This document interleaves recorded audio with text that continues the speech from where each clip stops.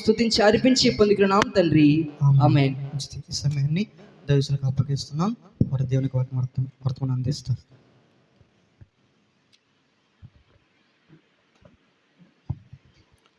Praise the Lord. Hallelujah. చెప్దాం ఒకసారి హల్లెలూయా.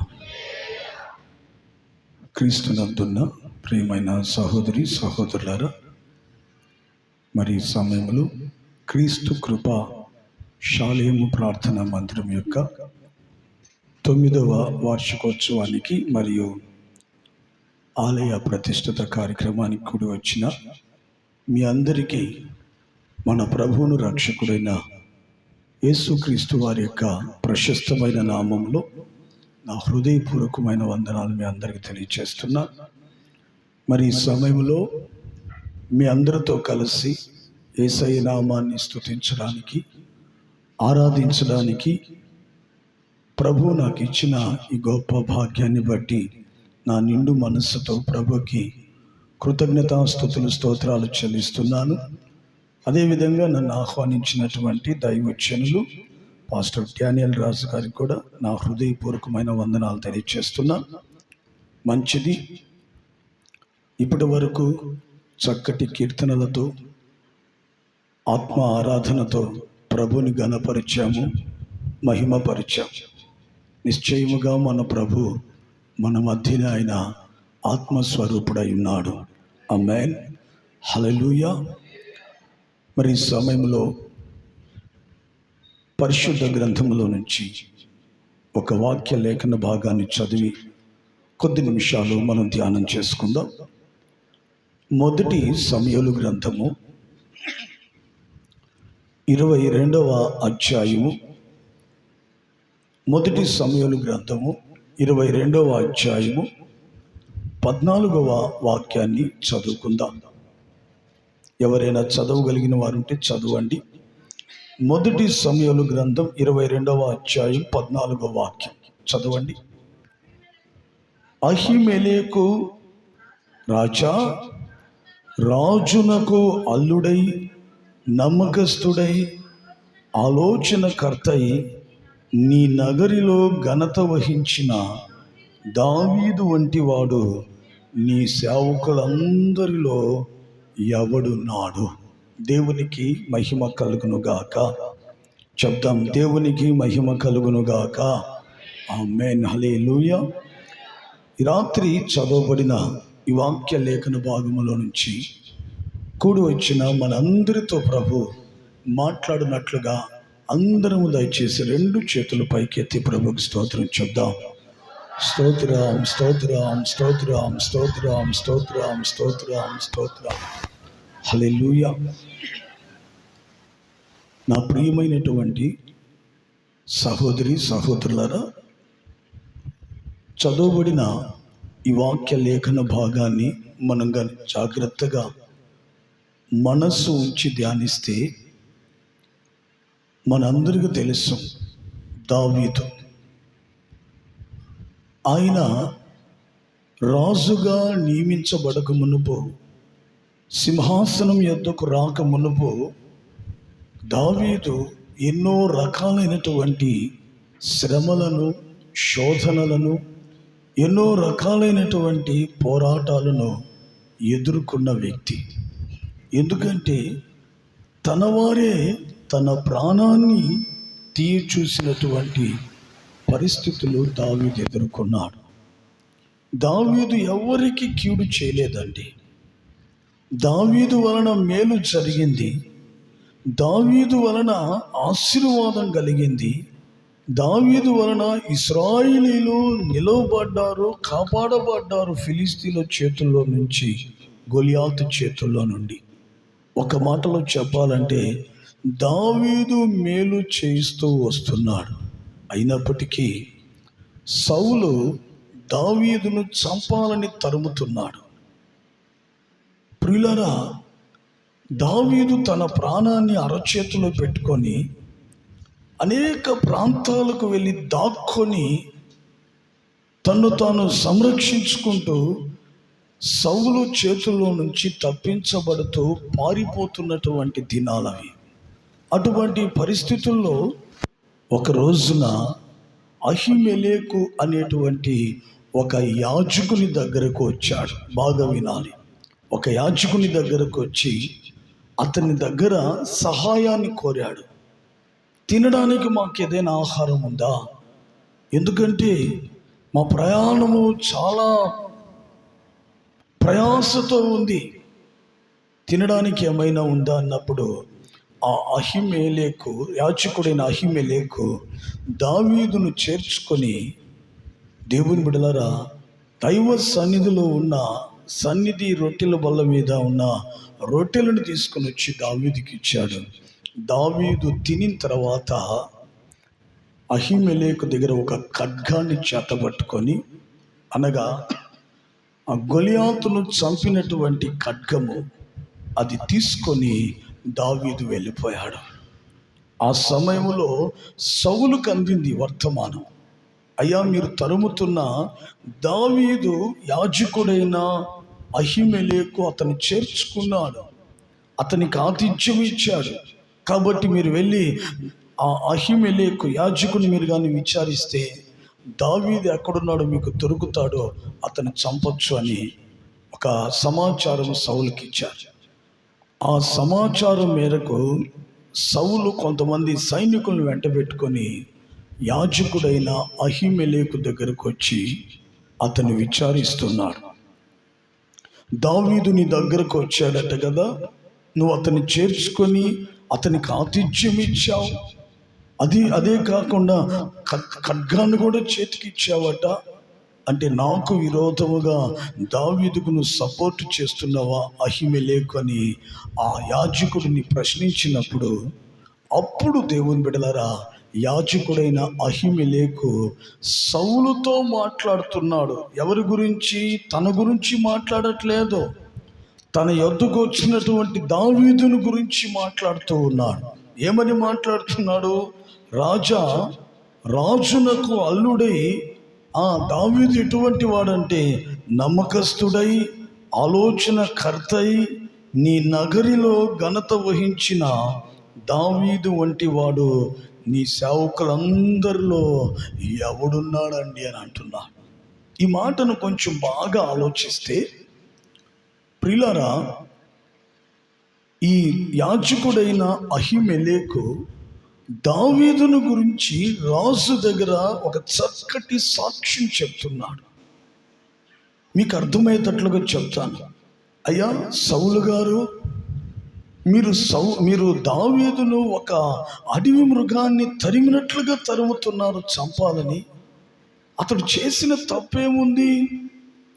అతడు నీకు నమ్మకస్తుడుగా ఉన్నాడు, మంచి ఆలోచన కలిగినటువంటి వాడు. ఇంకా చెప్పాలంటే నీ రాజ నగరిలో దావీదు వంటి వాడు ఎవరైనా ఉన్నాడా అని దావీదుని గురించి అహిమెలెకు యాజకుడు సౌలుతో చెప్తూ ఉన్నాడు. గమనించండి ప్రియులారా, యాజకుడు అహిమెలెకు దేవుని చేత ఏర్పాటు చేయబడినటువంటి సేవకుడు, దేవుని చేత అభిషేకించబడినటువంటి సేవకుడు, దేవుని యొక్క పరిచర్య కొరకు ప్రత్యేకించబడి యెహోవా కొరకు ప్రతిష్ఠత చేయబడినటువంటి సేవకుడు అహిమెలెకు. అటువంటి దైవజనుడు దావీదును గురించి ఒక మంచి సాక్ష్యం చెప్తున్నాడు. ఏమంటున్నాడంటే, నీ నగరిలో దావీదు వంటి వాడు ఎవరైనా ఉన్నాడా అని దావీదును గురించి మంచి సాక్ష్యం చెప్తున్నాడు. నా ప్రియమైన దేవుని బిడ్డలారా, ఈ వాక్యములో నుంచి రాత్రి మనం తెలుసుకోవాల్సింది, మనం నేర్చుకోవాల్సింది, మనం గ్రహించవలసినటువంటి ఆత్మీయ పాఠం ఏంటంటే, ఈ రోజున మనం అందరం ఎక్కడున్నామంటే దేవుని మందిర ఆవరణములో ఉన్నాం. ఈ మందిర ఆవరణములో దేవుని బిడ్డలారా, మనం అనేక దినాల నుంచి లేదా అనేక మాసాలు, అనేక సంవత్సరాల నుంచి వస్తూ ఉన్నాం. మంచిది, ప్రభుని స్తుతిస్తున్నాం, ఘనపరుస్తున్నాం, ఆరాధన చేస్తున్నాం, మహిమపరుస్తున్నాం, ప్రార్థన చేస్తున్నాం, సహవాసములో స్థిరంగా ఉన్నాం, నడిపించబడుతున్నాం. అయితే గమనించాలి, దేవుని యొక్క సన్నిధిలో నీకు కూడా ఒక మంచి సాక్ష్యం ఉండాలి. నిన్ను నడిపిస్తున్నటువంటి దైవజనుడు, దేవుని బిడ్డ, నీ గురించి ఒక మంచి సాక్ష్యము చెప్పగలగాలి. ఒక మంచి సాక్ష్యం. ఒక మాటలో చెప్పాలంటే, దైవజనుడు ఎవరిని గురించి ఒక మంచి సాక్ష్యము చెప్తాడో ఆ వ్యక్తి ఏమవుతాడంటే ఆశీర్వదించబడతాడు, ఆ వ్యక్తి అభివృద్ధి పొందుతాడు, ఆ వ్యక్తి విస్తరించబడతాడు, ఆ వ్యక్తి రేపటి దినమందు ప్రభు రాకడలో ఎత్తబడి దేవుని సింహాసనం మీదకు కొనిపోబడతాడు. హల్లెలూయా, హల్లెలూయా. ఆయన కుడిపార్శ్వమున ఆసీనులు అవుతారు. ఎవరయ్యానంటే దైవ సన్నిధిలో దేవునికి సేవకుని ద్వారా ఒక మంచి సాక్ష్యము కలిగినటువంటి వారుగా ఉండాలి. ఈ రోజున ఈ వార్షికోత్సవ కూటములో మనం తెలుసుకోవాల్సింది ఏంటంటే, దైవ సన్నిధిలో మనము కూడా ఒక మంచి సాక్ష్యం. ఎటువంటి సాక్ష్యం ఉండాలి? అహిమెలెకు అంటున్నాడు, నీ నగరిలో, రాజా నీ నగరిలో దావీదు వంటి వాడు ఎవరైనా ఉన్నాడా? ఎంత మంచి మాట అండి. నేను అంటాను, సేవకుడు సాక్ష్యం ఇచ్చాడంటే సాక్షాత్తు ప్రభు ఇచ్చినట్లేను. హల్లెలూయా. యేసు ప్రభు అంటాడు కదా, ఆయన దగ్గర ఉన్న సేవకుల్ని ఇద్దరిద్దరు చొప్పున ఎదుటిన్న గ్రామానికి పంపుతూ చెప్తాడు, మీరు వెళ్ళండి, ఎవరైతే నా నామం పేరిట మిమ్మల్ని చేర్చుకుంటారో వారు నన్ను చేర్చుకున్నట్లే, నన్ను చేర్చుకున్నవారు నన్ను పంపిన నా తండ్రిని చేర్చుకున్నట్లే. అటువంటిది దేవుని బిడ్డలారా, సేవకుడు సాక్ష్యం ఇచ్చాడు అంటే నేను అంటాను, సాక్షాత్తు దేవుడే దావీదును గురించి సాక్ష్యం ఇస్తూ ఉన్నాడు. అక్కడ నగరిలో, నీ నగరిలో అని రాయబడింది. ఈ రోజున మనం దానిని ఏ విధంగా మనం పోల్చుకోవాలంటే, ఆ నగరి అనే దానికన్నా దేవుని మందిర ఆవరణములో, దైవ సన్నిధిలో దేవుని బిడ్డ నీ గురించి సాక్ష్యం ఏంటి? దేవునికి మహిమ కలుగును గాక. హల్లెలూయా. చూడండి, వివాహం చేయాలన్నప్పుడు, అమ్మాయిని వెతికినప్పుడు, అబ్బాయిని వెతికినప్పుడు, ఆ మ్యాచెస్ వచ్చినప్పుడు కళ్ళు మూసుకుని ఎవరు చేసేసుకోరండి. అబ్బాయిని గురించి తెలియకుండా విచారిస్తారు, అమ్మాయిని గురించి తెలియకుండా విచారిస్తారు. వాళ్ళు విచారించినప్పుడు వారి గురించి మంచి సాక్ష్యం కానీ వింటే ఖచ్చితంగా అక్కడ వివాహం జరిగించబడుతుంది. మొన్న ఆదివారము ఒక సహోదరుడు నా దగ్గరకు వచ్చాడు. ఆల్రెడీ వాళ్ళ కుమారునికి వివాహం చేయాలని విశ్వ ప్రయత్నాలు చేస్తూ ఉన్నారు. ఒక సంబంధం వచ్చింది. ఆ సందర్భంలో అతను నాతో అన్నాడు, సార్ ఖచ్చితంగా ఈ సంబంధం సెట్ అయిపోతుంది, ప్రార్థన చేయండి అన్నారు. సరే, ప్రార్థన చేశాను. ఆదివారం వచ్చి నాతో చెప్తున్నాడు, సార్ అది ఫెయిల్ అయిపోయింది సార్ అని. ఏమైంది బ్రదర్ అని అంటే, ఆయన చెప్తున్నాడు, అమ్మాయి తరపున వాళ్ళు మా ఏరియాకు వచ్చి విచారిస్తే ఎవరో చెప్పారట, అబ్బాయి పని బాట లేనివాడు, సోమరిపోతాడు, తిని ఇంట్లోనే ఉంటాడు, బయటికి వెళ్ళడని ఎవరో చెప్పారు. అందువలన వాళ్ళు సంబంధాన్ని మానుకున్నారు సార్ అన్న. నిజానికి ఆ బిడ్డ చాలా మంచోడు, లోకముతో సంబంధం ఉండదు. ఉదయం లేస్తే కరెంటు పని చేస్తాడు, ఎక్కడ పని ఉందో ఎతికి వెళ్తాడు, ఖాళీగా ఉండడు. వీలైతే ఆదివారం కూడా వెళ్ళడానికి ప్రయత్నిస్తాడు. అంత ఆసక్తి కలిగిన వాని గురించి సాక్ష్యం ఏమని చెప్పారంటే, వాడు సోమరిపోతాడు, వాడు తిని ఇంట్లోనే ఉంటారు. ఆ సాక్ష్యం వలన ఏమైందంటే సంబంధము తెగిపోయింది. నేను ఎందుకు చెప్తున్నానంటే, దేవుని బిడ్డలారా, రేపు ప్రభు రాకడలో నువ్వు ఎత్తబడాలంటే, ప్రభు నీకు ఇవ్వబోయేటువంటి స్వాస్థ్యాన్ని నువ్వు పొందుకొని ప్రభుతో కలిసి యుగయుగాలు ఆయన రాజ్యములో నువ్వు జీవించాలంటే ఖచ్చితంగా ఈ రాత్రి దైవ సన్నిధిలో నీకు ఒక సాక్ష్యం ఉండాలి. ఆమేన్. నీకై నువ్వు చెప్పుకోకూడదు, నేను చాలా మంచివాడినండి, నీతి కలిగిన వాడను, మంచి ప్రార్థనా పరుడని నీ గురించి నువ్వు చెప్పుకుంటే అది జీవపు డంబముతో సమానం. నీ గురించి సంఘము చెప్పుకోవాలి, నీ గురించి నిన్ను నడిపిస్తున్నటువంటి దైవజనుడు చెప్పాలి, అతను లాంటి వ్యక్తి మా సంఘములో ఎవరు లేరండి, అతను చేసినట్లుగా ప్రార్థన మా సంఘములో ఎవరు చేయలేరు, అతను జీవిస్తున్నట్లుగా పవిత్రంగా పరిశుద్ధంగా మా సంఘములో ఎవరు జీవించలేరు. అతనికి ఉన్న దైవ సన్నిధి మీద ఉన్న ఆసక్తి మరి మా సంఘములో ఎవరికి లేదండి. పరిచర్య మీద ఉన్నటువంటి ఆశ సంఘములో ఎవరికి లేదండి. ఇలాగున ప్రతి విషయములో దేవుని బిడ్డ ఈ రాత్రి నీ గురించి ఒక చక్కటి సాక్ష్యము కలగాలి. సాక్ష్యము లేకుండా నువ్వెంత భక్తి చేసినా రేపు ప్రభు రాకడలో విడవబడిపోతావు. ఏముండాలి నీకు?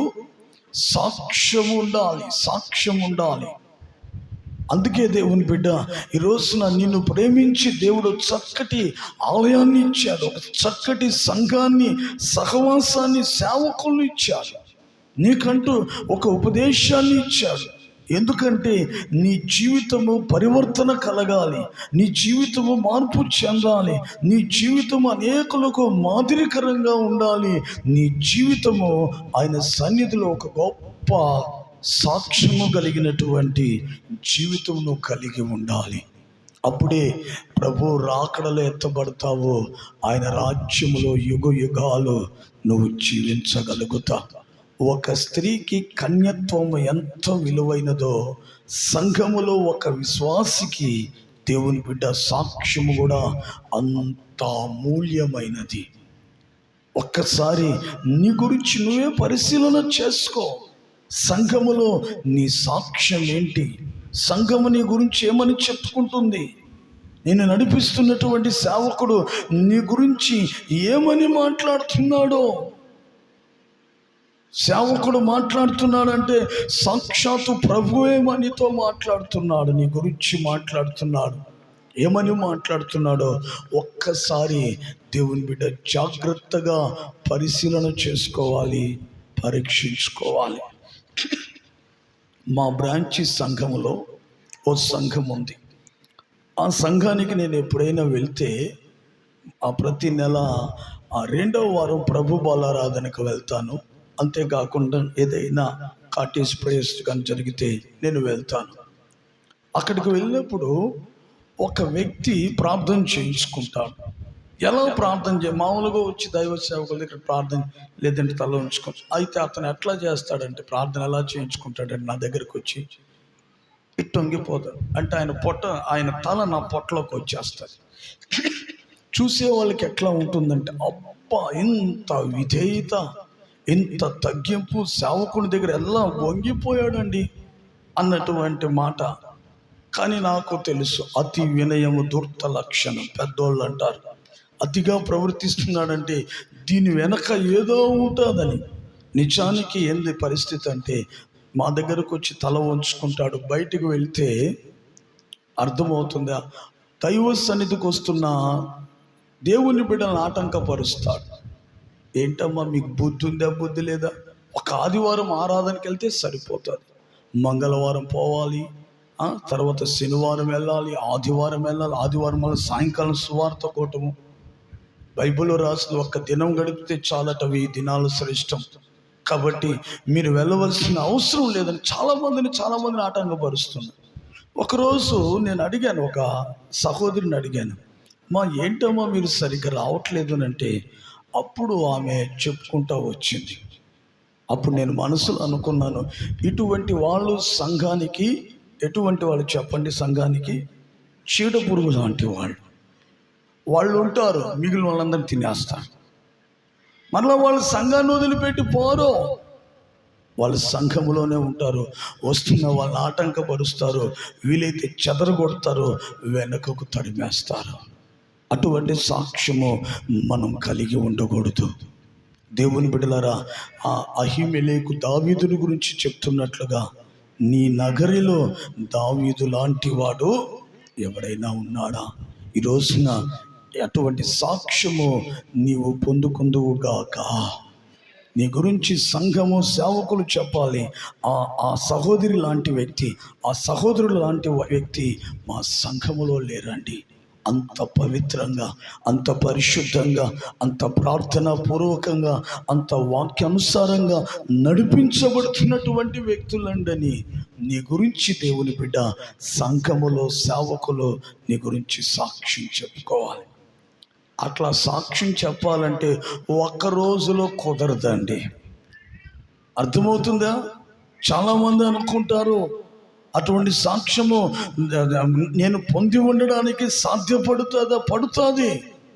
ఖచ్చితంగా సాధ్యపడుతుంది. నీ వంటి వాడు సంఘములో లేరని సేవకుని ద్వారా, సంఘము ద్వారా సాక్ష్యమును పొందే శ్రేష్టమైన అనుభవం నీ జీవితంలో జరుగుతుంది.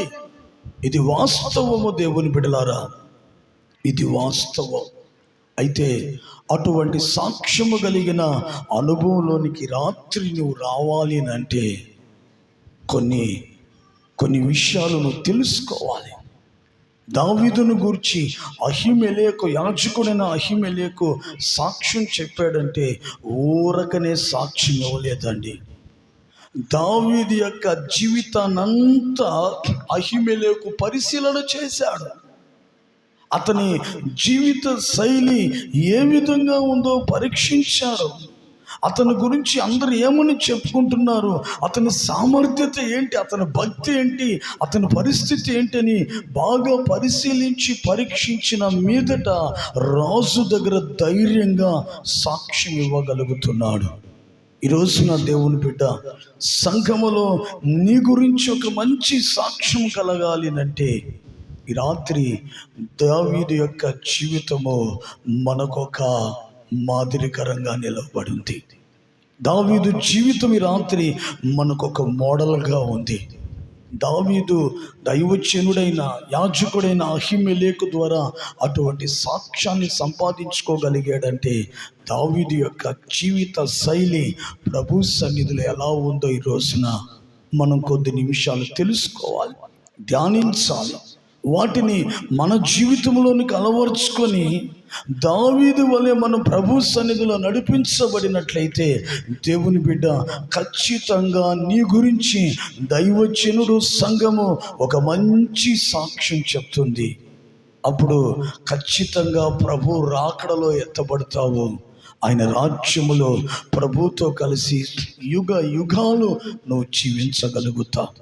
అయితే దేవుని బిడ్డలారా, దావీదు అటువంటి సాక్ష్యాన్ని కలిగి ఉండడానికి అతని యొక్క జీవిత శైలి ఏంటో కొద్ది నిమిషాలు మనం చూద్దాం. కొన్ని విషయాలు మనం పరిశీలించుకుందాం. చూడండి, మొదటి సమూయేలు గ్రంథము 16వ అధ్యాయము 18వ వాక్యాన్ని చదువుకుందాం. మొదటి సమూయేలు గ్రంథము 16వ అధ్యాయం 18వ వాక్యం చదవండి. చిత్తగించుము, బెత్లెహేమీయుడైన యెషయా యొక్క కుమారులలో ఒకనిని చూచితిమి. అతడు చమత్కారముగా వాయింపగలడు. అతడు బహుశూరుడును, యుద్ధశాలియు, మాట నేర్పరియు, రూపసి అయి ఉన్నాడు. మరియు యెహోవా అతనికి తోడుగా ఉన్నాడు. దేవునికి స్తోత్రం కలుగును గాక. హల్లెలూయా. చూడండి, దావీదుని గురించి చాలా దగ్గరలో చాలా రకాలుగా రాయబడింది. అయితే ఈ వాక్యములో మనం కానీ గమనిస్తే దాదాపుగా 99% దావీదు యొక్క బయోడేటా మొత్తము ఈ వాక్యములో మనకు కనబడుతూ ఉంది. దేవునికి మహిమ కలుగును గాక. ఆమేన్. హల్లెలూయా, హల్లెలూయా, హల్లెలూయా. ప్రియులారా, గమనించాలి, జాగ్రత్తగా వినాలి. దావీదు దైవ సేవకుడు యాజకుడైన అహీమెలెకు ద్వారా ఒక మంచి సాక్ష్యాన్ని సంపాదించుకోవడానికి దావీదులో ఉన్నటువంటి శ్రేష్టమైన కార్యాలు ఇక్కడ వ్రాయబడి ఉంది. దానిపైన మనకు తెలుసు, సౌలు మీలో నుంచి యెహోవా ఆత్మ వెళ్ళిపోగా యెహోవా యొద్ద నుంచి ఒక దురాత్మ రాగానే ఆ దురాత్మ పట్టినటువంటి సౌలును కంట్రోల్ చేయడానికి ఎవరున్నారా అని వెతికినప్పుడు సౌలుకు సమీపముగా ఉన్న సేవకులు చెప్తున్నారు, దావీదుని గురించి ఒక వ్యక్తి ఉన్నాడండి, బెత్లెహేమీయుడు. అతడు యెషయా కుమారుల్లో ఒకడు. ఎటువంటి వాడు అతను? అక్కడ రాయబడినటువంటి మాట, అతడు చమత్కారముగా వాయించగలుగుతాడు, అతడు బహుశూరుడును యుద్ధశాలి అయి ఉన్నాడు, మాట నేర్పరి అయి ఉన్నాడు, రూపసి అయి ఉన్నాడు. దేవునికి మహిమ కలుగునుగాక. యెహోవా అతనికి తోడుగా ఉన్నాడండి అని చెప్తున్నాను. చూడండి దేవుని బిడ్డలారా, దావీదుని గురించి రాయబడినటువంటి మాటలు ఇవి. ఒక్క మాటలో చెప్పాలంటే దావీదు శైలి, దావీదు యొక్క జీవన శైలి, జీవితం యొక్క పరిస్థితి ఈ వాక్యములో రాయబడి ఉంది.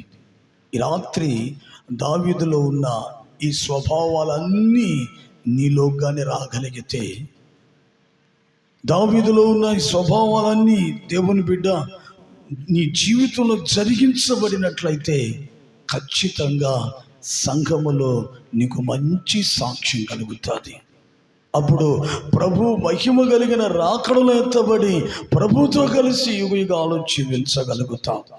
అయితే దావీదులో ఉన్నటువంటి ఈ స్వభావాలు, దావీదు యొక్క జీవిత శైలిలో ఉన్న ఈ శ్రేష్టమైనటువంటి కార్యాలు కొంచెము లోతుగా ఈ రోజున మనం కొద్ది నిమిషాలు ధ్యానం చేద్దాం. మొట్టమొదటిగా దావీదు ఎలా ఉన్నాడు? దావీదు దైవజనుడైన అహిమెలెకు ద్వారా ఒక మంచి సాక్ష్యాన్ని పొందడానికి దావీదులో ఉన్న మొట్టమొదటి క్రియ ఏంటంటే, దావీదు దేనికి, ఏ ఊరికి సంబంధించిన వాడట? చెప్పాలి, గట్టిగా చెప్పాలి, గట్టిగా చెప్పాలి. దేవునికి స్తోత్రం కలుగును గాక. హల్లెలూయా, హల్లెలూయా, హల్లెలూయా, హల్లెలూయా. దేవునికి స్తోత్రం కలుగును గాక. ఆమేన్, హల్లెలూయా. ఇప్పుడు భోజనాలు పెడుతూ ఉంటారు ఏదైనా ఫంక్షన్లో. వడ్డిస్తున్నప్పుడు ఏం చేస్తారు? కావాల్సి వస్తే కొంచెం ఏమంటారు, లేదంటే చెప్పండి. మౌనంగా అట్లాగే ఉంటే వడ్డించే వాళ్ళకి అర్థం కాదు, వీడు తింటాడా పరేస్తాడు. అదేవిధంగా వాక్యం ప్రకటిస్తున్నప్పుడు మీలో కూడా ప్రతిస్పందన ఉంటే వింటున్నారా లేదా అంటే, మౌనంగా ఉన్నారనుకో, నేనేమనుకుంటానంటే ఏదో శిల్పాలకు వాక్యం చెప్తున్నాను అనుకుంటాను. కాబట్టి ప్రతి మాటకు మనము స్పందించగలం కాక. ఆమేన్, హల్లెలూయా. చెప్పండి, మొట్టమొదటిగా దావీదు ఏ ప్రాంతానికి చెందినవాడు? నోరు తెరిచి గట్టిగా చెప్పాలి ఒకసారి. బెత్లెహేమీయుడు అతడు. బాగా వినండి, దావీదు బెత్లెహేములోనే పుట్టాడు, బెత్లెహేములోనే పెరిగాడు, బెత్లెహేములోనే నివసిస్తున్నాడు. గమనించండి దేవుని బిడ్డలారా, చాలామంది ఒక ప్రాంతంలో పుడుతున్నారు, ఒక ప్రాంతంలో పెరుగుతున్నారు, మరొక ప్రాంతంలో ఉద్యోగరీత్యా జీవనోపాధులకు వెళ్ళిపోతున్నారు. అతి కొద్ది మంది వాళ్ళకి సంబంధించిన ప్రాంతంలో పుడతారు, అక్కడే పెరుగుతారు, అక్కడే ఎదుగుతారు, అక్కడే ఫలిస్తారు, అక్కడే చనిపోతారు. దేవుని బిడ్డలారా, దావీదు బెత్లెహేములోనే పుట్టాడు. బెత్లెహేమును విడిచి దావీదు వెళ్ళలేదు.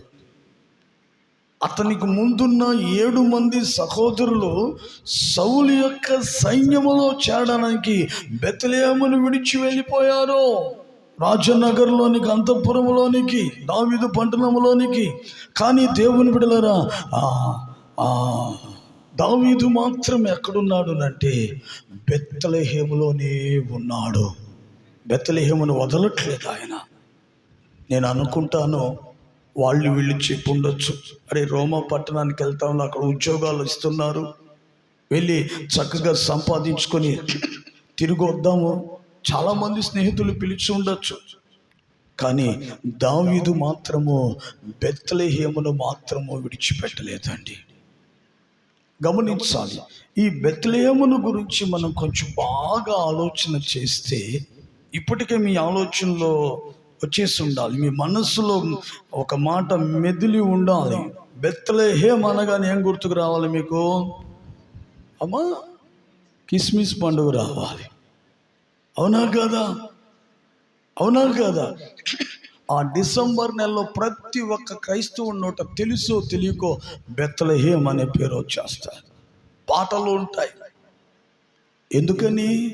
దేవుని బిడ్డలారా, బెత్లెహేమును జీవము కలిగిన దేవాది దేవుడు కోరుకున్నటువంటి ప్రాంతం. బెత్లెహేములోనే లోకరక్షకుడైన యేసుక్రీస్తు ప్రభువారు చెప్పండి, అడుగుపెట్టిన మహిమ కలిగినటువంటి స్థలము.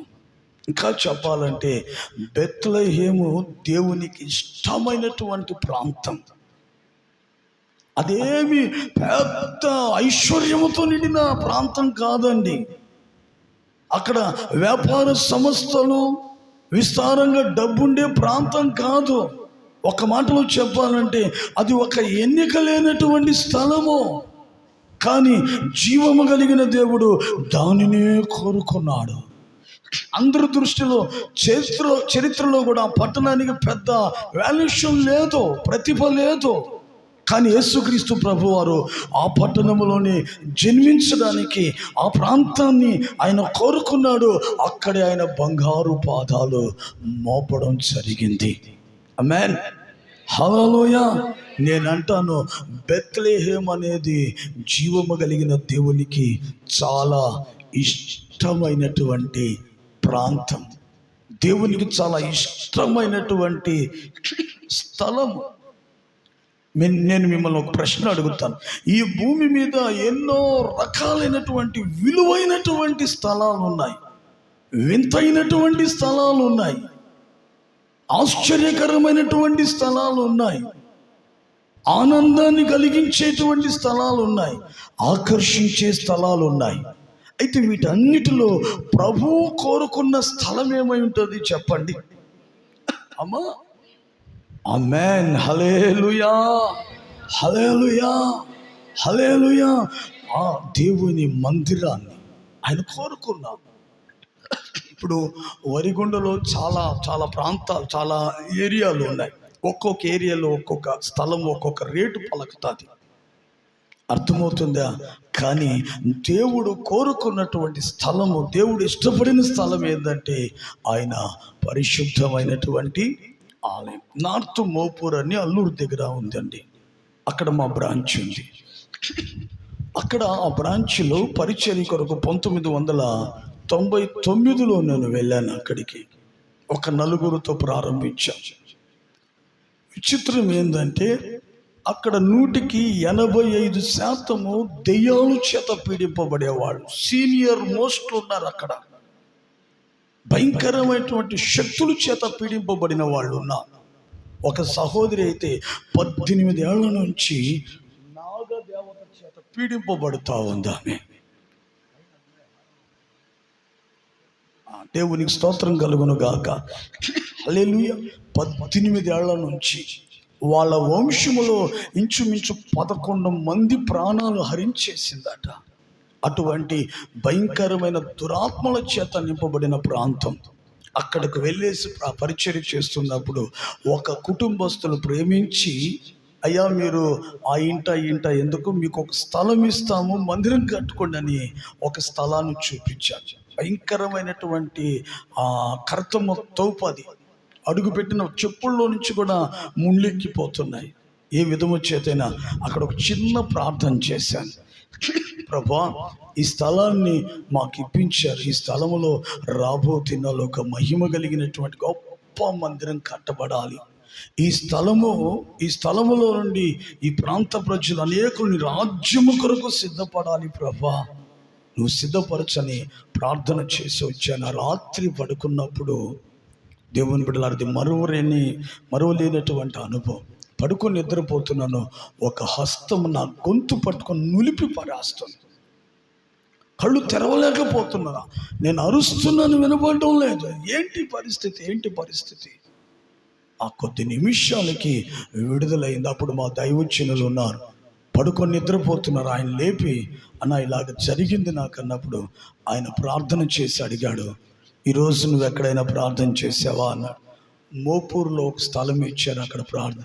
ఆ స్థలము ఆ గ్రామ శక్తి ఉన్న స్థలం కిరణది. అందుకే అది నీ మీద దాడి చేసింది. బాగా ప్రార్థనలో ఉండన్నాడు. దేవుని బిడ్డలారా, నేను చూశాను కల్లారా. ఒక బుధవారం ప్రార్థన కూటానికి వెళ్ళినప్పుడు దర్శనం కాదు, కల్లారా నేను చూశాను. ఆ స్థలములో నుంచి ఆ అపవిత్ర ఆత్మ వెళ్ళిపోవడం నేను చూశాను. ఇప్పుడు ఆ స్థలం ఎటువంటిదంటే మహిమ కలిగినటువంటి స్థలముగా మార్చబడింది. హల్లెలూయా. అనేకులు ఆ స్థలములో స్వస్థత పరచబడ్డారు యేసు ప్రభు ద్వారా. అనేకులు మనస్సులు మార్చబడ్డాయి, పరలోక రాజ్య వారసులుగా ముద్రించబడ్డారు. దేవుని రాజ్యము కొరకు కట్టబడినటువంటి కుటుంబాలుగా ఆ స్థలములో ఏర్పరచబడ్డారు. నేను ఎందుకు చెప్తున్నానంటే ఆ స్థలాన్ని ప్రభు కోరుకున్నాడు. దేవునికి మహిమ కలుగునుగాక. ఇక్కడ రాయబడింది, ఇది నేను కోరిన స్థానము. హల్లెలూయా. ఇక్కడే నేను ఏం చేస్తానంటున్నాడో, నివాసం చేస్తానంటున్నాడు. మరి ఇప్పుడు బెత్లెహేములో ప్రభు ఇష్టపడ్డాడు, బెత్లెహేమును ప్రభు ప్రేమించాడు. అందుకే ఆ బెత్లెహేమును కోరుకొని లోకరక్షకుడైన యేసుక్రీస్తు ప్రభు వారు అక్కడే జన్మించారు. అంటే ఒక్క మాటలో చెప్పాలంటే ప్రియులారా, దావీదు బెత్లెహేములో పుట్టిన వేరే ప్రాంతాలకు వెళ్లకుండా అక్కడే ఉన్నాడు అని అంటే దేనికి సాదృశ్యం అంటే, దావీదు దేవుడు దేనిని ఇష్టపడుతున్నాడో, దేవుడు దేనిని కోరుకుంటున్నాడో, దేవుడు దేనిని ఆశిస్తున్నాడో అందులో ఉండి దేవునికి ఇష్టానుసారమైన వ్యక్తిగా మారాలని తపన పడుతున్నాడు దావీదు. హల్లెలూయా, హల్లెలూయా. నేను ఇంకో ప్రాంతానికి వెళ్తే నా దేవుడు ఇష్టపడడు. బెత్లెహేమును నా దేవుడు ఇష్టపడుతున్నాడు. బెత్లెహేమును నా ప్రభు కోరుకున్నాడు. బెత్లెహేమును నా ప్రభు ఆశిస్తున్నాడు. కాబట్టి నేను అక్కడే ఉంటాను. అక్కడ ఉంటానంటే అర్థం ఏంటి? అక్కడుంటే నేను దేవునికి ఇష్టమైన వ్యక్తిగా మారుతా. ప్రభు కోరుకున్నటువంటి వ్యక్తులలో నేను కూడా చేర్చబడుతాను. నన్ను చూసి ప్రభు ఆకర్షించబడాలి అని దేవుని బిడ్డలారా, దావీదు బెత్లెహేములోనే ఉన్నాడు. కాబట్టి దావీదు మంచి సాక్ష్యాన్ని పొందుకున్నాడు. ఈ రాత్రి దేవుని బిడ్డ, నీవు కూడా నేర్చుకోవాల్సిన విషయం ఏంటంటే, ప్రభువు కోరుకున్నటువంటి స్థలములో ప్రభు ఇష్టపడినటువంటి జీవితాన్ని నీలో కొనసాగించాలి. నీకు ఇష్టమైనట్లుగా కాదు, నీవు కోరుకున్నట్లుగా కాదు, ఇంకొకరు ఎవరో ప్రేరేపించినట్లుగా కాదు. కానీ దేవుని బిడ్డ, ప్రభు నీ పట్ల దేనిని కోరుకుంటున్నాడో, నువ్వేం చేస్తే ఆయన ఇష్టపడతారో ఈ రాత్రి తెలుసుకొని అటువంటి జీవితంలోనికి నువ్వు రాగలిగితే నిశ్చయముగా ఆయన సన్నిధిలో ఒక మంచి సాక్ష్యాన్ని పొందుకోగలుగుతావు. ఆమేన్, హల్లెలూయా. ఈ రోజున ఎవరికి ఇష్టమైనట్లుగా వాళ్ళు వెళ్ళిపోతున్నారు. డానీ నాతో చెప్పాడు, అన్నా నిజానికి నాకు ఓరిగొండలో పరిచర్య చేయడం నాకు ఇష్టం లేదన్నా. నీ ఇష్టం ఎవరికి కావాలా? నువ్వు ఇష్టమైతే ఇంకో దగ్గరికి వెళ్తే అక్కడ ఫలించలేవు. దేవుడు కోరుకున్నాడు నువ్వు ఇక్కడ ఉండాలని, ప్రభు ఇష్టపడ్డాడు నువ్వు ఇక్కడ ఉండాలని. ఆయన కోరుకున్న స్థానములో, ఆయన కోరుకున్న స్థలములో ఆయన ఇష్టపడేటట్లుగా నువ్వు జీవించగలిగితే దేవుని బిడ్డ, మన భాషలో చెప్పాలంటే మట్టిని పట్టుకుని ఏమవుతుంది చెప్పండి? ఈ సామెతలు కూడా తెలియదా మీకు? చెప్పండి అమ్మా, ఏమవుతుందట అంటే దాని అర్థం ఏంటంటే మహిమకరంగా ప్రభు ద్వారా నువ్వు నడిపించబడగలుగుతావు. ఆమేన్, హల్లెలూయా. నువ్వు కోరుకున్న స్థలములోనికి, నీకు ఇష్టమైన స్థలములోనికి వెళ్ళావంటే, నీకు ఇష్టమైన జీవితాన్ని జీవిస్తే బంగారాన్ని పట్టుకున్న ఏమవుతుంది చెప్పాలి? బూడిదైపోతుంది. నన్ను ప్రభు సేవకు పిలుచుకున్నప్పుడు దేవుని బిడ్డలారా, నా ఇష్టము నా కోరిక ఏంటో తెలుసా? ఇప్పుడు చెప్పాను కదా, నార్త్ మోపూరు, అక్కడే ఉండాలి. అక్కడ ఒక మందిరం కట్టబడాలి, ఒక చిన్న రూమ్ పెట్టుకోవాలి. ప్రతి ఆదివారము ఆ చుట్టుప్రక్కలంతా సువార్త చేయాలి. ఇక్కడ ఒక మంచి పెద్ద గుంపును ప్రభు కొరకు సిద్ధపడాలి. యవన బిడ్డలు లేవాలి. నాకు ఒక సైన్యం ఉండాలి, ఆత్మ సంబంధంగా ప్రార్థన చేసేవాళ్ళు, నాతో కలిసి సువార్తలో పాల్గొనేవాళ్ళు అని చెప్పి ఎన్నో ఆశలతో నా స్వార్థానికైతే నేను ఆశపడలేదండి. సేవను గురించి ఆలోచించి మా దైవజనుల దగ్గరకు వచ్చి చెప్పేది, మోకరించేది. నేను ఏమని ప్రార్థన చేయమంటావు అన్న, మోపూర్లో మందిరం కట్టు. ఆహా సరే, అక్కడ గొప్ప సేవ చేయాలి. ఆహా సరే సరే, అయితే అనేకులను రక్షించాలి. ఆహా సరే సరే. ఏంటి నువ్వు వెకటారంగా అంటున్నాడు, ఆహా అంటున్నాడు ఏంటి? వచ్చినప్పుడు ఏమని ప్రభువా నీ చిత్తాన్ని జరిగించు. మోపూర్లో మందిరం కట్టించని చేయలే. నాకు అర్థం, అందరికీ వాళ్ళు అడిగినట్లుగా ప్రార్థన చేస్తాడు, మరి నాకేంటి ఇలా చేస్తాడు? నీ చిత్తం నీ చిత్తము. ఏది ఏమైనా సరే నా సొంతానికి నేను కోరుకోలేదు.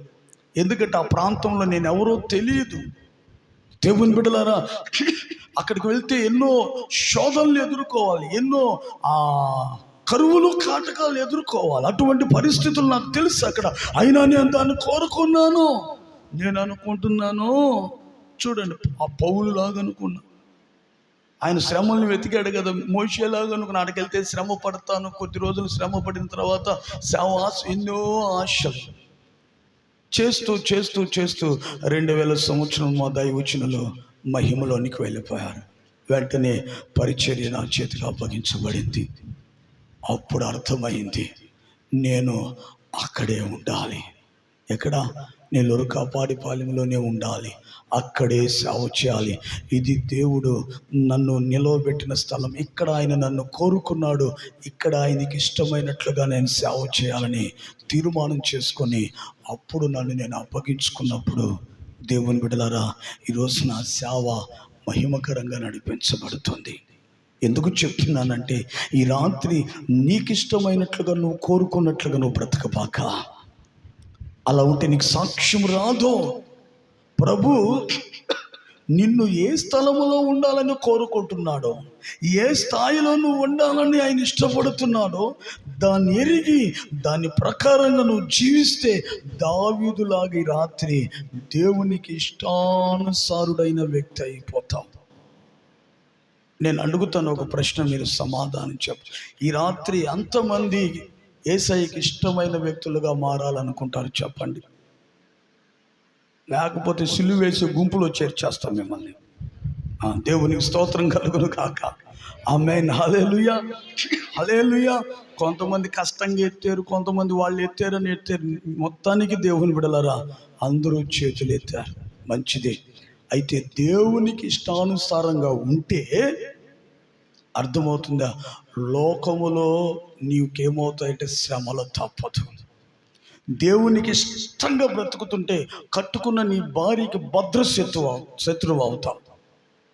నీ బంధువులకు విరోధిగా మారుతావు. లోకములో వ్యతిరేకమైన వ్యక్తిగా మార్చబడతావు. ఇప్పుడు దావీదుకు చూడండి, ఎటు వెళ్ళిన శత్రువులు, ఇంట్లో శత్రువులు, బయట శత్రువులు, అటు ఇటు ఏ ప్రక్కన చూసిన శత్రువు. ఎందుకయ్యానంటే అతడు దేవునికి ఇష్టానుసారుడైన వ్యక్తిగా జీవిస్తున్నాడు. దేవుడు కోరుకున్నటువంటి స్థలములో ఉన్నాడు.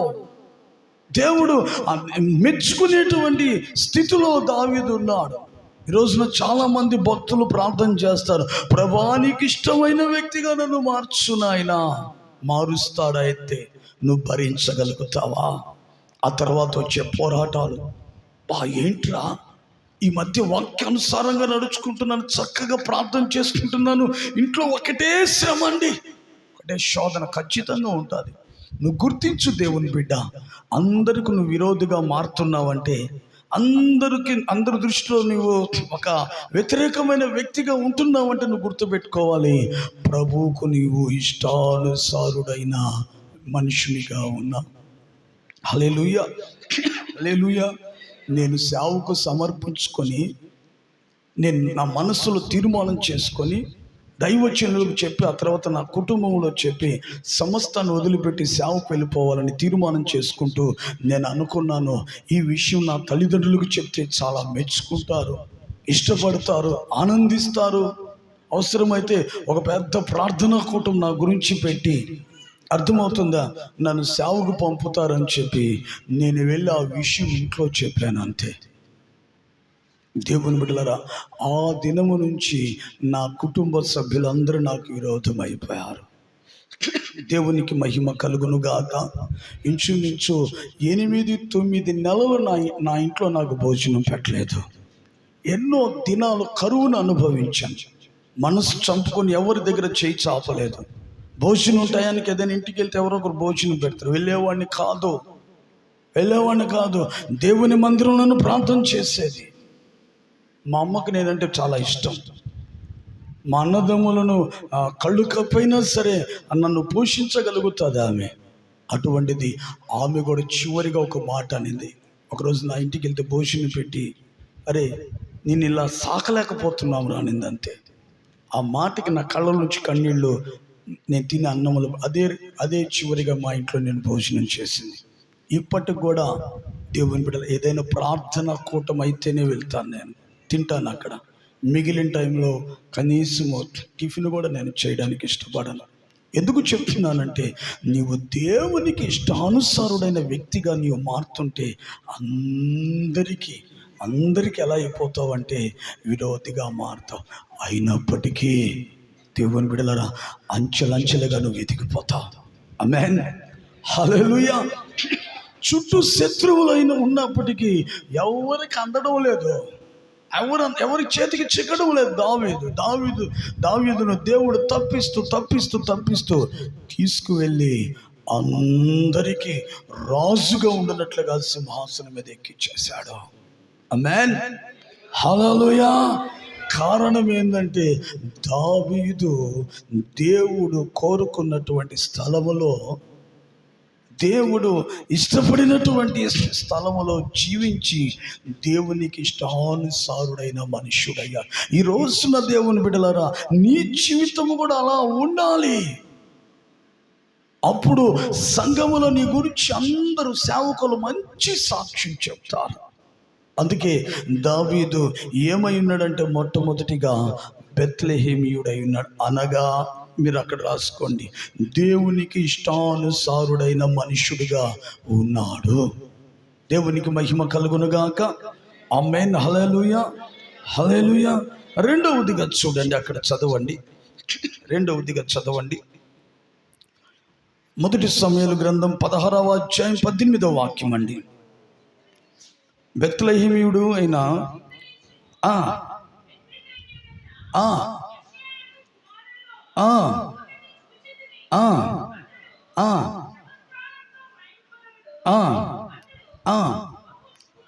బహుశూరుడును. చాలా రెండవ మాట అంటే మీకు క్రమముగా చెప్తున్నాను. ఒకటి, దావీదు ఎలా ఉన్నాడంటే దేవునికి ఇష్టానుసారుడైన మనుషుడిగా. అందుకే దేవుడు కోరుకున్నటువంటి ఆ బెత్లెహేములో దావీదు ఉన్నాడు. రెండవదిగా దేవుని బిడ్డలారా, దావీదు ఎలా ఉన్నాడట చెప్పాలి. బహుశూరుడును చెప్పాలి, యుద్ధశాలి అయి ఉన్నాడు. దేవునికి మహిమ కలుగునుగాక. ఆమేన్, హల్లెలూయా. కొంచెం ఈ మాటను మనం మనసు పెట్టి ధ్యానిస్తే, దావీదు చిన్నప్పటి నుంచి ఆయన వృత్తి ఏంది చెప్పండి? చెప్పాలి. ఏదైనా జిమ్కు వెళ్ళి ఎక్సర్సైజులు చేసేవాడా? లేదు. తెల్లవారంగానే గొర్రెలను తీసుకుని పొలానికి వెళ్ళి మేపుకుని వచ్చేటువంటి వాడు. ఒక మాటలో చెప్పాలంటే, విద్య లేనివాడు, చదువు సంధ్య లేనివాడు ఏం చేస్తున్నాడంటే గొర్రెలను మేపుతున్నాడు. అటువంటి వ్యక్తిని గురించి చెప్తున్నారు. అతడు ఎటువంటి వ్యక్తి అట? బహుశూరుడండి. ఇంకా చెప్పాలంటే యుద్ధశాలి ఉన్నాడు. గొర్రెలు కాపరై ఉండి శూరత్వం ఎలా వచ్చింది? యుద్ధశాలి అన్నారు అంటే యుద్ధ నైపుణ్యత కలిగిన వాడని చెప్పాలి. అతని గురించి చెప్తున్నారు. అతను బహుశూరుడు మరియు యుద్ధశాలి అయి ఉన్నాడు. నిజమే దేవుని బిడ్డ, ఈ రోజున దావీదు గొప్ప శూరుడు, యుద్ధశాలి అయి ఉన్నాడు. కారణం ఏంటయ్యానంటే, అతడు గొర్రెలు మేపేటువంటి సమయంలో ఆయన శూరత్వము, అతను ఉన్నటువంటి యుద్ధ నైపుణ్యత బయటపడింది. ఎలాగంటే అతడు మనుషులతో కాదు కానీ మొట్టమొదటిగా సింహముతోనూ ఎలుగుబంటుతో పోరాడి వాటి నోటి నున్న గొర్రె పిల్లని ఏం చేశాడు? రక్షించుకున్నాడు. ఆమేన్, హల్లెలూయా. మనుషులతో పోరాడతారండి, సహజమే అది. కానీ సింహముతో పోరాడాలంటే మా మనస్సులో కలేజా ఉండాలి, ధైర్యం ఉండాలి, తెగింపు ఉండాలి. ఎందుకంటే సింహము జోలికి అరణ్యములో ఉన్నటువంటి ఏ క్రూర మృగం కూడా ఎదురుగా వచ్చి పోరాడలేదు. ఎందుకంటే సింహము ఆ అరణ్యానికి రారాజది. పంచతో ఒక దెబ్బగానే కొట్టిందంటే ఏనుగు సైతము కుప్పకూలి ప్రాణం విడుస్తుంది. అంత బలము కలిగినటువంటి క్రూర మృగము సింహము. అటువంటి సింహముతో దావీదు పోరాడాడండి. గొర్రెలు కాస్తుంటే ఒక రోజున ఒక సింహం వచ్చి ఒక గొర్రె పిల్ల నోట పట్టుకుని తీసుకెళ్తుంటే దావీదు ఏం చేశాడు? పోతే పోని నా ప్రాణం కాపాడుకున్నానండి అని చెట్టుకి కూర్చోలేదు. బైబిల్లో రాసింది, తరిమి కొట్టాడంట దావీదు. దేనిని? కుక్కను తరిమినట్లుగా తరిమేశాడు. అంటే దావీదులో ఎంత శౌర్యం ఉంది, ఎంత శూరత్వం ఉంది, దేవుని బిడ్డలారా ఎంత ధైర్యం ఉంది. అంతేకాదు, ఒక ఎలుగుబంటు అలాగే ఒక గొర్రె పిల్లను పట్టుకెళ్తుంటే దాన్ని కొట్టి దాని నోటి నుండి దావీదు గొర్రె పిల్లను రక్షించాడు. అందుకే దావీదు ఏమనంటే శూరుడు, యుద్ధశాలి అని పిలువబడ్డాడు. ఈరోజు నా దేవుని బిడ్డ, నీవు కూడా సంఘములో సేవకుని ద్వారా, సంఘము ద్వారా ఒక మంచి సాక్ష్యమును సంపాదించుకోవాలంటే ఈ రోజున నీవు కూడా బహుశూరుడుగా ఉండాలి. ఆమేన్, హల్లెలూయా. యుద్ధశాలివై ఉండాలా, యుద్ధశాలివై ఉండాలి. నీవు కూడా ఏం చేయాలంటే సింహముతో పోరాడాలా. భలే చెప్పారు కదండి. మా వీధిలో కుక్కను చూస్తే పరిగెత్తుకెళ్ళిపోతాను, అటువంటిది ఏకంగా సింహముతో పోరాడమంటున్నారే. నిజమే దేవుని బిడ్డలారా, సింహముతో నీవు పోరాడాలి. అడవిలో తిరిగే సింహము కాదు, ఊరిలో తిరిగే సింహము గురించి నేను చెప్పడం లేదు. సంఘాల్లో తిరుగుతుంది సింహం ఒకటి. ఏందది? అపోస్తలుడైన పేతురు చెప్తాడు, గర్జించు సింహము, మీ విరోధైన అపవాది గర్జించు సింహము వలె ఎవరిని మృంగుతామా అని సంఘాల్లో వెతుకుతున్నాడు. వాడు కుటుంబాల్లో జరబడి వెతుకుతున్నాడు. దేవుని బిడ్డలారా, ఎవరు బలహీనులుగా ఉంటారా వాళ్ళ మీద పడి వారిని మృంగడానికి వాడు వెతుకుతున్నాడు. ఈ రోజున నీవు బహుశూరుడుగా ఉండాలి, యుద్ధ శైలిగా మారాలి. లేకపోతే నీ విరోధైన అపవాది నోటిలోనికి నువ్వు వెళ్ళిపోతావు. దేవునికి స్తోత్రం కలుగునుగాక. హల్లెలూయా, హల్లెలూయా. ఆనాడు దావీదు సింహమును, ఎలుగుబంటిని తరిమి కొట్టి తన యొక్క ఆ శౌర్యాన్ని చాటుకున్నాడు. ఈ రోజున నీవు గర్జించు సింహమైన అపవాదితో నువ్వేం చేయాలంటే పోరాడాలి. ఆత్మ సంబంధంగా నీ శౌర్యాన్ని నీవు కనపరుచుకోవాలి. ఆత్మ సంబంధంగా నీవు ఒక గొప్ప యుద్ధ శైలివని నిరూపించుకోవాలి. దేవుని బిడ్డ, దేవునికి స్తోత్రం కలుగునుగాక. నేనంటాను, అసలు దావీదుకు ఆ యుద్ధ నైపుణ్యత ఎవరు నేర్పించారు? ఒక మాట చదువుతాను చూడండి. కీర్తనలు 18వ కీర్తన 34వ వాక్యం. త్వరగా చదవండి. కీర్తనలు 18:34. 18:34. నా చేతులకు యుద్ధము నేర్పువాడు ఆయనే. ఇప్పుడు చెప్పండి, దావీదుకు యుద్ధము నేర్పిన వాడు ఎవరు? సింహముని ఎలా తరిమి కొట్టాలో, సింహము నోటు ఉన్నటువంటి గొర్రెపిల్లను ఏ విధంగా రక్షించుకోవాలో, ఎలుగుబంటిని ఏ విధంగా తరమాలో, ఎలుగుబంటి నోటి నుండి గొర్రెపిల్లని ఏ విధంగా కాపాడుకోవాలో, ఈ యుద్ధ నైపుణ్యత అంతా ఎవరు నేర్పించారంటే దావీదు తండ్రి అయిన యెషయా కాదు, ఆయన ముందున్నటువంటి 7 అన్నదమ్ములు కాదు, మరి ఎవరు నేర్పించారంటే ఆయన చేతులకు యుద్ధాన్ని యెహోవాయే నేర్పించాడు. హల్లెలూయా, హల్లెలూయా. ఈ రోజున దేవుని బిడ్డ, నీ విరోధైనటువంటి అపవాదితో నువ్వు పోరాడి నీవు యుద్ధశూరుడిగా, యుద్ధ శైలిగా నీవు నిరూపించుకోవాలంటే నీకు యుద్ధం ఎవరు నేర్పుతారంటే ఈ రాత్రి యేసు ప్రభువే నీకు నేర్పిస్తాడు. ఆమేన్. నువ్వు అడగాల, ప్రభువా, నా విరోధి అయిన అపవాదితో నేను ఎలా పోరాడాలి, ఎలాగ వాడి చేతుల్లో నుంచి నన్ను నేను కాపాడుకోవాలి, ఎలాగ నా కుటుంబాన్ని వాని కనుదృష్టిలో నుంచి నేను సంరక్షించుకోవాలి, నాకు నేర్పు ప్రభువా. నువ్వు ప్రార్థన చేస్తే దేవుని బిడ్డ ఖచ్చితంగా నీకు నేర్పిస్తాడు. ఈ రాత్రి ఒక్క మాట చెప్తాను చూడండి. యాకోబు రాసిన పత్రిక 4వ అధ్యాయం 7వ వాక్యములుగా చూస్తే, యాకోబు పత్రిక 4వ అధ్యాయము, కాబట్టి దేవునికి లోబడి ఉండుడి, అపవాదిని ఎదిరించుడి, అప్పుడు వాడు మీ యొద్ద నుండి.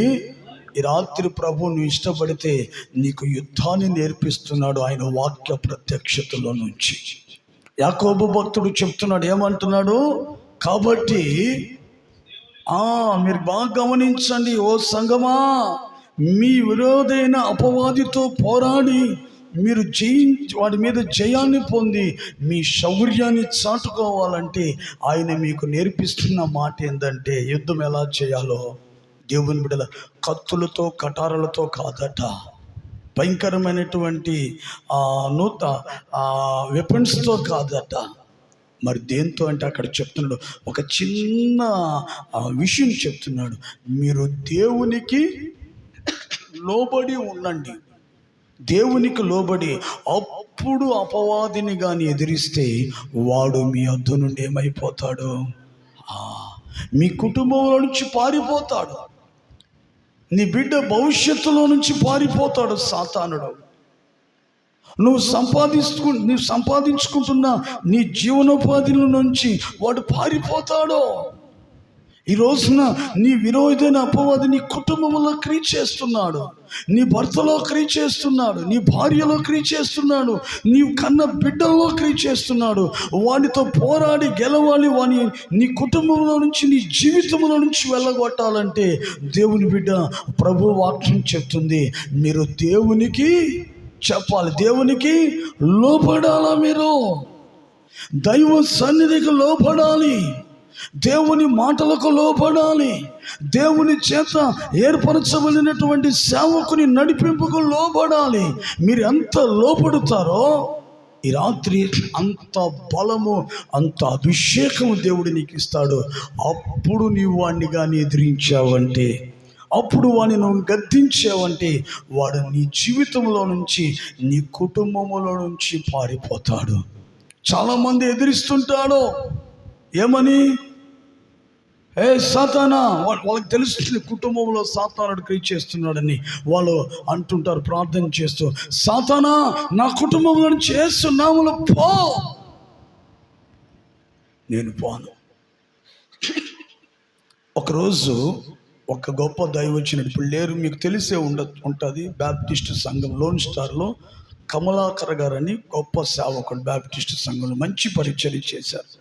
ఆయన ఒకరోజు ఒక వర్తమానం చెప్తూ సంఘానికి అర్థమయ్యేటట్లుగా ఊరకనే ఒక మాట చెప్పాడు. అది ఏంటంటే బాగా వినాలి, మీరు బాగా వినాలి.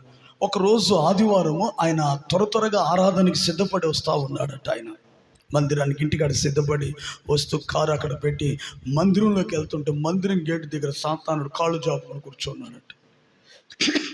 ఈయనకి ఎక్కడ లేని కోపం వచ్చేసిందట. సాతానా, యేసు నా పోతలకు నువ్వు పోతాం లేవుండు అయ్యా, కాలెట్ తీసిపో లోపల, నువ్వు ఇక్కడి నుంచి వెళ్ళిపో, నేను వెళ్ళను. ఏమి నీకు మందిరం దగ్గర ఏం పని? ఊరికి అరవద్దయ్యా, నాకు సంబంధించిన వాళ్ళు మందిరంలో ఉన్నారు. ఎవరు వాళ్ళు? నువ్వు చర్చి వదులుతావా? 9:30 వదులుతావా? మార్నింగ్ షో కరెక్ట్గా 10:30 కొత్త సినిమాకి 4 టికెట్లు ఉన్నాయి వాళ్ళు జోబీలో. రాగానే వాళ్ళు ఇంట్లో బైబిల్ పెట్టి నాతో పాటు సినిమాకి వస్తాం. నీ కొరకు రాలే, మీకోసం రాలే, మీతో పని కాదు నాయన, నాకు సంబంధించిన 4 ఎక్కడున్నారట? చెప్పాలి. దేవుని మందిరంలో వాళ్ళ జోబిలో ఆ సినిమా టికెట్లు ఉన్నాయి, కొత్త సినిమా టికెట్లు. నువ్వు 9:30 వదిలితే 10:15 మార్నింగ్ షోకి వెళ్ళిపోతావు. చూడండి, దేవుని మందిరానికి వస్తున్నా దేవునికి లోబడట్లేదు. నువ్వు మందిరంకి వచ్చినా కూడా వాడు వదిలిపెట్టట్లే. చాలామందికి భయాలు వస్తాయి రాత్రులు. అన్న 2 రోజుల నుంచి ఒకటే సైతాన్ కళ్ళలో కనబడుతుంది, ఏం చేస్తా 3 రోజులు చర్చిలో పడుకుంటే నీ పక్కన వచ్చి జోల పాడతాడు వాడు, హాయిగా జోల పాడతాడు. నువ్వు ఎక్కడికి వెళ్ళిన దేవునికి లోబడకుండా పరలోకానికి వెళ్ళినా కూడా వచ్చేస్తాడు వాడు. అర్థమవుతుందా దేవుని బిడ్డలారా? నువ్వు లోబడు ఈ రాత్రి దేవునికి. ఆయన మాటకు లోబడిపో, ఆయన నడిపింపుకు లోబడిపో. దేవుని బిడ్డ, నేను అంటాను ఒక సేవకునిగా, నువ్వు నడుస్తున్నప్పుడు నీ అడుగు చప్పుడు విని వాడు గచ్చ వణికిపోతాడు. ఎందుకంటే దేవునికి లోబడుతున్నవాడు అదిగో వస్తున్నాడండి అని చెప్తాడు. యేసు ప్రభు వారు ఈ భూమి మీద 3.5 సంవత్సరం మహిమ కలిగిన పరిచర్య చేస్తే ఏ రోజు కూడా తన సొంత చిత్తం చేయలేదు, కానీ తండ్రికి లోబడుతూ తండ్రి చిత్త ప్రకారంగా సేవ చేశాడు. కాబట్టి ఆయన గెరాసేను ప్రాంతంలోకి వెళ్తే దెయ్యాలు పట్టినోడు వచ్చి అంటాడు, సర్వోన్నతమైన దేవుని కుమారుడా, మాతో నీకేం పని, ఎక్కడికి ఉందో వచ్చి నువ్వు వెళ్ళిపోనాయన అంటున్నాను. ఎందుకని? ఆయన మాట చెప్తే అవి వెళ్ళిపోతాయి, ఆయన గద్దిస్తే వెళ్ళిపోతాయి. ఎందుకంటే యేసు ప్రభు వారు తండ్రికి ఏమై ఉన్నాడో విధేయుడై లోబడి ఉన్నాడు. దేవుని బిడ్డ, ఈ రోజున నీవు ఆత్మ సంబంధంగా యుద్ధశాలిగా నీ శౌర్యాన్ని నువ్వు నిరూపించుకోవాలంటే ఈ రాత్రి దేవునికి లోబడి నీ విరోధైన అపవాదిని నువ్వు కానీ గద్దించావంటే దేవుని బిడ్డ, వాడు నీ వద్ద నుండి ఏమైపోతాడు చెప్పాలి. నువ్వు దేవునికి లోబడకుండా నువ్వెంత ప్రార్థన చేసినా, ఎన్నిసార్లు గద్దించినా నీ గొంతు పోవాల్సిందే, కానీ పొరపాటున వాడు నీ నుండి దూరం కాలేడు. అర్థమవుతుందా? అందుకే ఈ రోజున నువ్వు దేవునికి లోబడి నీ విరోధైన సాతానును కానీ నువ్వు గద్దించగలిగితే నిశ్చయముగా వాడు నీ వద్ద నుండి ఏమైపోతాడో పారిపోతాడు. దేవునికి లోబడాలనేమో, దేవునికి లోబడాలి. అంతేకాదు దేవుని బిడ్డలారా, ప్రార్థనలో నీవు పోరాడాలి. ప్రార్థనలో నువ్వేం చేయాలి? పోరాడాలి. అప్పుడు నీ విరోధైన అపవాదిని గద్దించగానే వాడు మీ వద్ద నుండి పారిపోదు. వాడు చెప్పుకుంటాడు, అమ్మ వాళ్ళు జోలికి వెళ్ళకూడదు, వాళ్ళు చాలా శౌర్యము కలిగిన వాళ్ళు యుద్ధ శైలి కలిగిన వాళ్ళు. ఎందుకంటే వాళ్ళు దేవునికి లోబడి గద్దిస్తున్నారని అపవాదిని గురించి చెప్పుకొని యొద్ద నుండి పారిపోతాడు.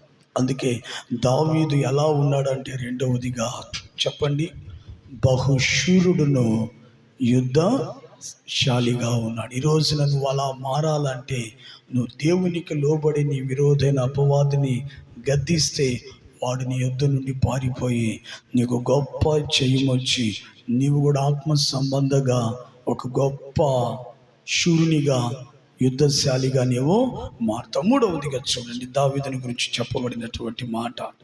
దావీదు ఎటువంటి వాడంటే అక్కడ రాయబడిన మాట, మరియు అదుగో దేవునికి స్తోత్రం కలుగునుగాక. దావీదు ఎటువంటి వాడు? మొట్టమొదటిగా బెత్లెహేములో ఉన్నాడు, అనగా దేవుడు కోరుకున్న స్థలములో ఉండి దేవునికి ఇష్టానుసారుడైన మనుషుడుగా మారాడు. రెండవదిగా తనలో ఉన్నటువంటి శౌర్యాన్ని చాటుకున్నాడు, సింహమును ఎలుగుబంటిని తరిమి. మూడవదిగా దావీదు ఎటువంటి వాడంటమ్మా? మాట నేర్పరివాడు. దేవునికి మహిమ కలుగును గాక. గమనించండి, దావీదు చదువుకున్నవాడు కాదు, కానీ అతడు చక్కగా మాట్లాడగలుగుతాడు. ఎవరితో ఎలా మాట్లాడాలో, ఏ విధంగా మాట్లాడాలో దేవుని బిడ్డలారా చక్కగా అవగాహన కలిగిన వాడు దావీదు. చాలా చాకచక్యంగా మాట్లాడతాడు. ఇంకా చెప్పాలంటే దావీదు మాట ఎలా ఉంటుందంటే ఉప్పు వేసినట్లుగా రుచికరంగా ఉంటుంది. కొంతమంది కానీ మాట్లాడారంటే దేవుని బిడ్డలారా చేదుగా ఉంటుంది. కొంతమంది మాట్లాడాలంటే నరాలు తెగిపోతాయి. ఇంకా చెప్పాలంటే కొంతమంది మాట్లాడితే జీవితం మీద విరక్తి కలిగిపోతుంది. ఆ విధంగా మాట్లాడే వాళ్ళు ఉన్నారు. కానీ ఈ రోజున నీ మాట అలా ఉండకూడదు. ఎలా ఉండాలి? ఉప్పు వేసినట్లుగా, రుచికరంగా, అనేకులు ఆకర్షించబడినట్లుగా, బలపరచబడినట్లుగా. దేవుని బిడ్డలారా, నీవు మాట్లాడగలగాల. ఆ మాటలు ఎలా నువ్వు మాట్లాడగలగాలి? ఈరోజు ఉదయము మా బ్రాంచ్ సంఘంలో ఒక తల్లి చనిపోతే ఆదరణ కూటానికి వెళ్ళాం. అక్కడికి మరొక సేవకుడు వచ్చాడు, మరొక ప్రాంతం నుంచి. ఇద్దరు, నేను కాసేపు, అతను కాసేపు వాక్య పరిచయం ఇచ్చారు. వాక్య పరిచయం అయిపోయింది. భోజనాలు చేస్తూ ఉంటే ఆ దైవజనుడు నా వైపు చూస్తే, ఆ బాబు మీ పరిచర్య ఎక్కడ అన్నాడు. మాది కపాడిపాలెం సార్. మాది కపాడిపాలెం ఎక్కడ? అడ్రస్ చెప్పాను. మీ నెంబర్ చెప్పండి ఒకసారి. దేనికి సార్? ఊరకనే చెప్పండి అన్నాడు. సరే, ఇంక సేవకులు కదా, నెంబర్ చెప్పాను. తర్వాత ఆయన అన్నాడు, ఎంతకాలం నుంచి బాబు నువ్వు సేవ చేస్తున్నావు అన్నాడు.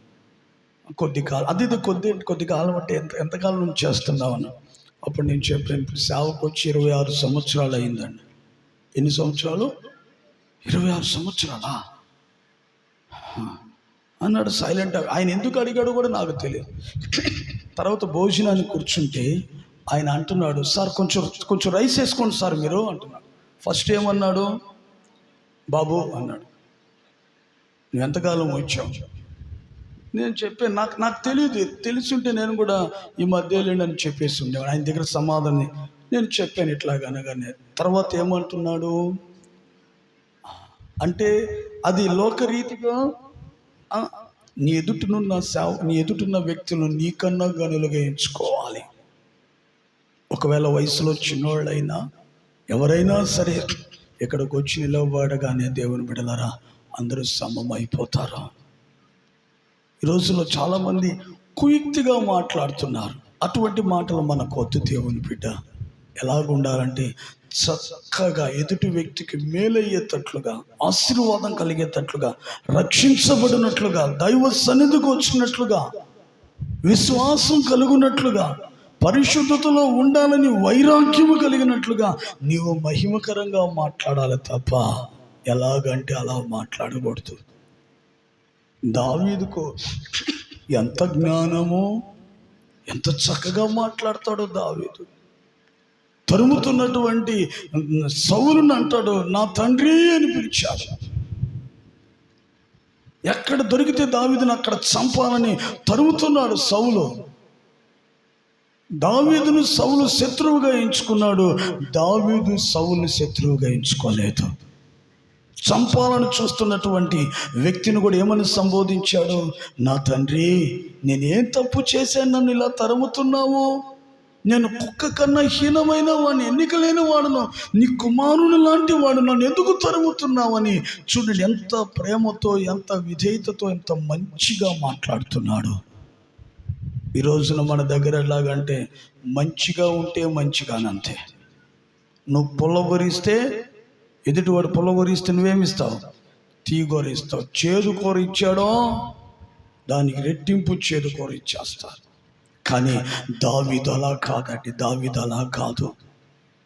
తను బాధించిన వాడిని కూడా, తను చంపాలని చూసిన వాడిని కూడా ప్రేమతో మాట్లాడేశాడు. ఆ తర్వాత సౌలే ఒప్పుకుంటాడు, నాయనా దావీదా, నీవు నాకన్నా నీతిమంతుడవు. నేను అపకారం చేస్తే నీవు నాకు ఉపకారం చేసి నా ప్రాణాన్ని కాపాడావు నాయన అంటే. చూడండి, శత్రువు సైతము ఆకర్షించి మార్చగలిగినట్లుగా దావీదు మాట్లాడాడు సౌలుతో. ఈ రోజున నీవు కూడా అలా మాట్లాడగలగాలి. నువ్వు మాట్లాడితే బాధలో ఉన్న వాళ్ళకి కొంచెం ధైర్యం కలగాలి. దిగులుతో ఉన్న వాళ్ళకి దేవుని బిడ్డలారా ఒక ఓర్పు కలగాలి. అర్థమవుతుందా? నువ్వు మాట్లాడితే రక్షణలోనికి రావాలి, దైవ సన్నిధిలోనికి రావాలి. అలా నువ్వు మాట్లాడాలంటే, నీ మాటలు అంత మహిమకరంగా నీ నోటి గుండా రావాలంటే ఏం చేయాలి? ఒక్క మాట చెప్తాను, చదవండి. చదవండి ఆ మాట. యెషయా గ్రంథం 6వ అధ్యాయం 6-7 వాక్యాలు త్వరగా. అప్పుడు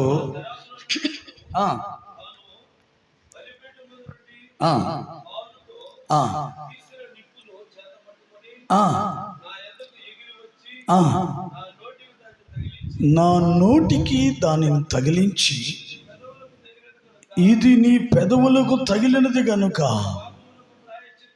నీ పాపములకు ప్రాయశ్చిత్తమాయను. ఆమేన్, హల్లెలూయా. ఇక్కడ గమనించాలి, యెషయా పెదవులకు సెరూపులలో ఒకడు వచ్చి ఏం చేశాడట, బలిపీఠం మీద మండుచున్న మంటలో నుండి ఒక కొరివిని తీసుకుని వచ్చి యెషయా పెదవులకు ఏం చేశాడో కరిపించాడు. ఆ అగ్ని పెదవులు కాల్చింది. వెంటనే ఆ సెరూపు చెప్తాడు, యెషయా, నీ పాపమునకు ప్రాయశ్చిత్తము కలిగింది. ఇక నుంచి నీ నోటి నుండి దైవ వాక్కులు బయలు వెళతాయి.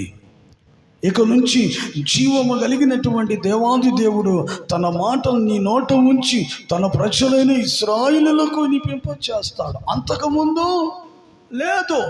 ఎందుకంటే యెషయా పెదవులలో పాపం ఉంది, అపవిత్రత ఉంది.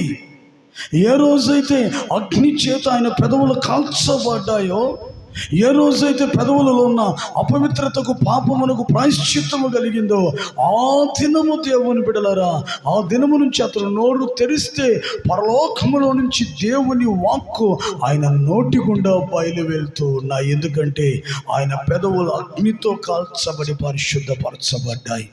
ఈ రోజున నీవు కూడా నీ మాటలు దేవుని బిడ్డలారా మహిమకరంగా ఉండాలంటే, నీ నోట యేసయ్య మాటలు ఉండాలంటే, నీ పెదవులు ఈ రోజు ఏమవ్వాలంటే అగ్నితో కాల్చబడాలి. ఏంది అలా చూస్తున్నారు? మండే అగ్నితో కాదమ్మా, పరిశుద్ధ గ్రంథములో ఉంది ఒక అగ్ని ఉంది. ఏ పేరంటే అగ్ని పేరు దహించు అగ్ని. ఏ అగ్ని అది? దహించేటువంటి అగ్ని. పాపమును, దోషమును, అపరాధమును, శాపమును దహించే అగ్ని, పరిశుద్ధపరిచేటువంటి అగ్ని అది. అగ్ని దేనికి సాదృశ్యం అంటే పరిశుద్ధాత్మకు సాదృశ్యం.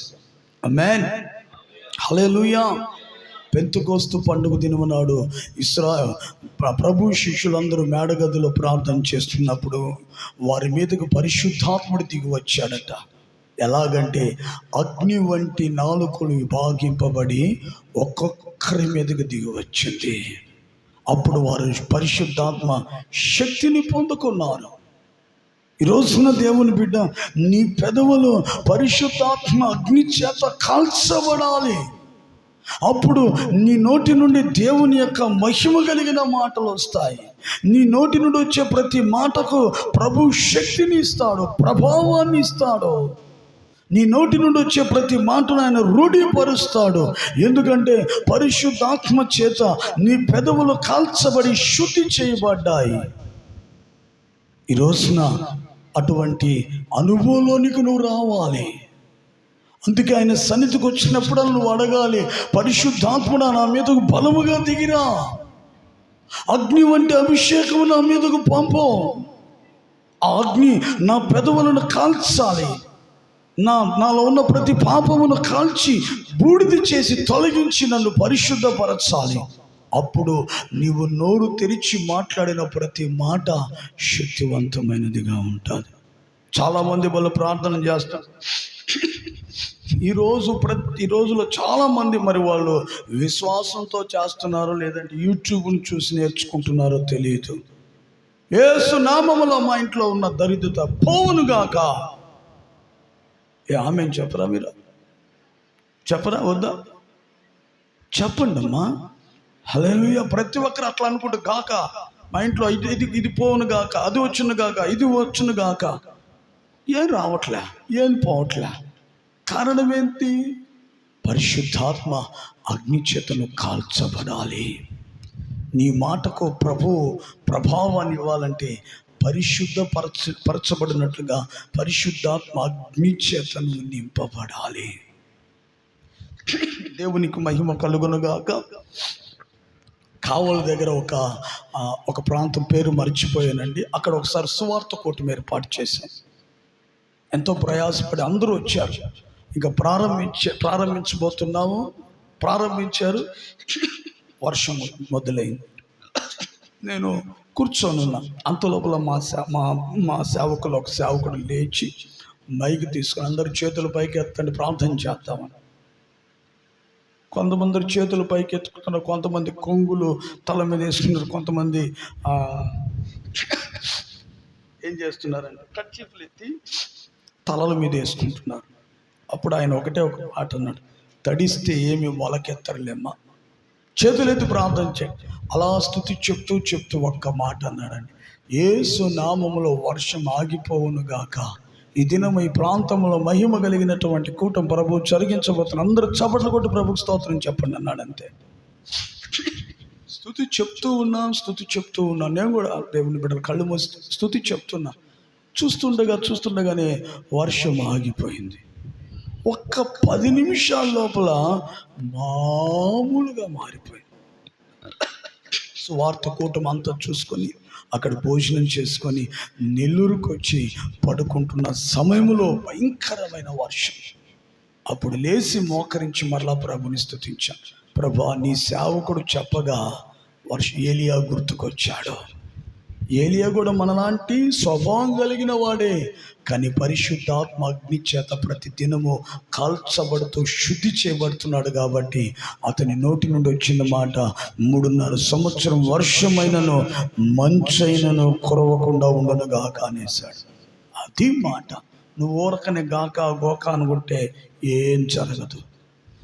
పరిశుద్ధాత్మ చేత నింపబడి కాల్చబడి పరిశుద్ధపరచబడినప్పుడు అప్పుడు మాట్లాడు దేవుని బిడ్డ. దేవుని నీ నోటి నుండి వచ్చే ప్రతి మాటను ఆయన స్థిరపరుస్తాడు. అందుకే ఈ రోజున దావీదు వలె ఎట్లా ఉండాలంటే ఈ రాత్రి కాలము మాట యందు నేర్పరితనము కలిగి ఉండాలి. ఇంకా అక్కడ కానీ మనం కానీ చూస్తే ఆయన ఎటువంటి వాడంటే అతడు చమత్కారముగా వాయించగలుగుతాడు. మంచి టాలెంట్ కలిగిన వ్యక్తి. దావీదు ఎన్ని ఇన్స్ట్రుమెంట్లు వాయించాడు. అతను ఎన్ని ఇన్స్ట్రుమెంట్లు, తాళాలు, తప్పెళ్ళు, తర్వాత సితారాలు, చాలా చాలా చాలా ఇన్స్ట్రుమెంట్లు. అవన్నీ దేవునికి దేని కొరకు చెప్పాలి. దేవుని వాటిని తీసుకొని ఏం చేస్తున్నట్టే వాటిని వాయిస్తూ ప్రభుని స్తుతించాడు, ఆరాధించాడు. అంటే చమత్కారంగా వాయిద్యాలను వాయించి ప్రభుని స్తుతించి ఘనపరిచి మహిమపరుస్తూ ఉన్నాడు. అంతే. అలా మహిమపరిచేసి వాక్యం సమయానికి లేచి బయటికి వెళ్ళిపోయేవాడు కాదు దావీదు. ఏమవుతాడో దేవుని ధర్మశాస్త్రాన్ని కూడా ధ్యానిస్తాడు. చాలామందిని నేను చూసే మొట్టమొదట్లో మేము మీటింగ్స్ పెట్టుకోవాలంటే వచ్చే స్పీకర్ల కన్నా కూడా ఈ ఆర్కెస్ట్రా వాళ్ళని చూసుకోవాలి ఎక్కువ. పాటలు వాయించారండి, దిగాడాడకో వీళ్ళు చీకట్లో ఉంటారు. వాళ్ళు మధ్యలో పాస్టర్ గారు కానీ పాట ఎత్తాడంటే వాళ్ళు ఎత్తుకురావాలి, పరిగెత్తుకుని వస్తారు. కూటమి అయిపోగానే వాళ్ళని తీసుకెళ్ళాలి, వాళ్ళని చూసుకోవాలి, వాళ్ళకి అన్నీ చేయాలి. వాళ్ళకి మారు మనసు ఉండదు. ప్రార్థన చేసేవాళ్ళం మేము. ప్రభా, కీబోర్డ్ వాయించేవాళ్ళు ఏదైనా మాకు దయచేయి ప్రభా. కొన్ని దినాలు ప్రార్థన చేస్తే సంఘములో నుంచి దేవుని బిడ్డను లేపేశాడు. దేవునికి స్తోత్రం కలుగును గాక. హల్లెలూయా. ప్రతి ఒక్కరు వాయించేటప్పుడు చమత్కారంగా వాయించాలని ప్రతి ఒక్కరు మీరు అనుకుంటారు లేదు, బాగా వాయించాలనుకుంటారు, ప్రార్థన చేసుకుంటారు లేదు. ప్రభా, ఈరోజు పాటలు పాడుతున్నప్పుడు మేము చక్కగా వాయించాలి, మా చేతులకు బలాన్ని ఇవ్వు, శక్తినివ్వు, మాకు కృపనివ్వు ప్రభా అని ప్రార్థన చేస్తారు లేదా? ఖచ్చితంగా చేస్తారు. అలాగనే దేవుడు వాళ్ళకు కృపనిస్తాడు, చేస్తూ ఉంటాం. కానీ వాళ్ళ పరిస్థితి అంతా అది ఆయన చేతుల్లో ఉంటుంది. సౌండ్ తగ్గించేయచ్చు, ఎక్కించవచ్చు, ఏమైనా చేయొచ్చు. ఎక్కడ తగ్గిస్తే మేము అక్కడ పెంచుకుంటాం.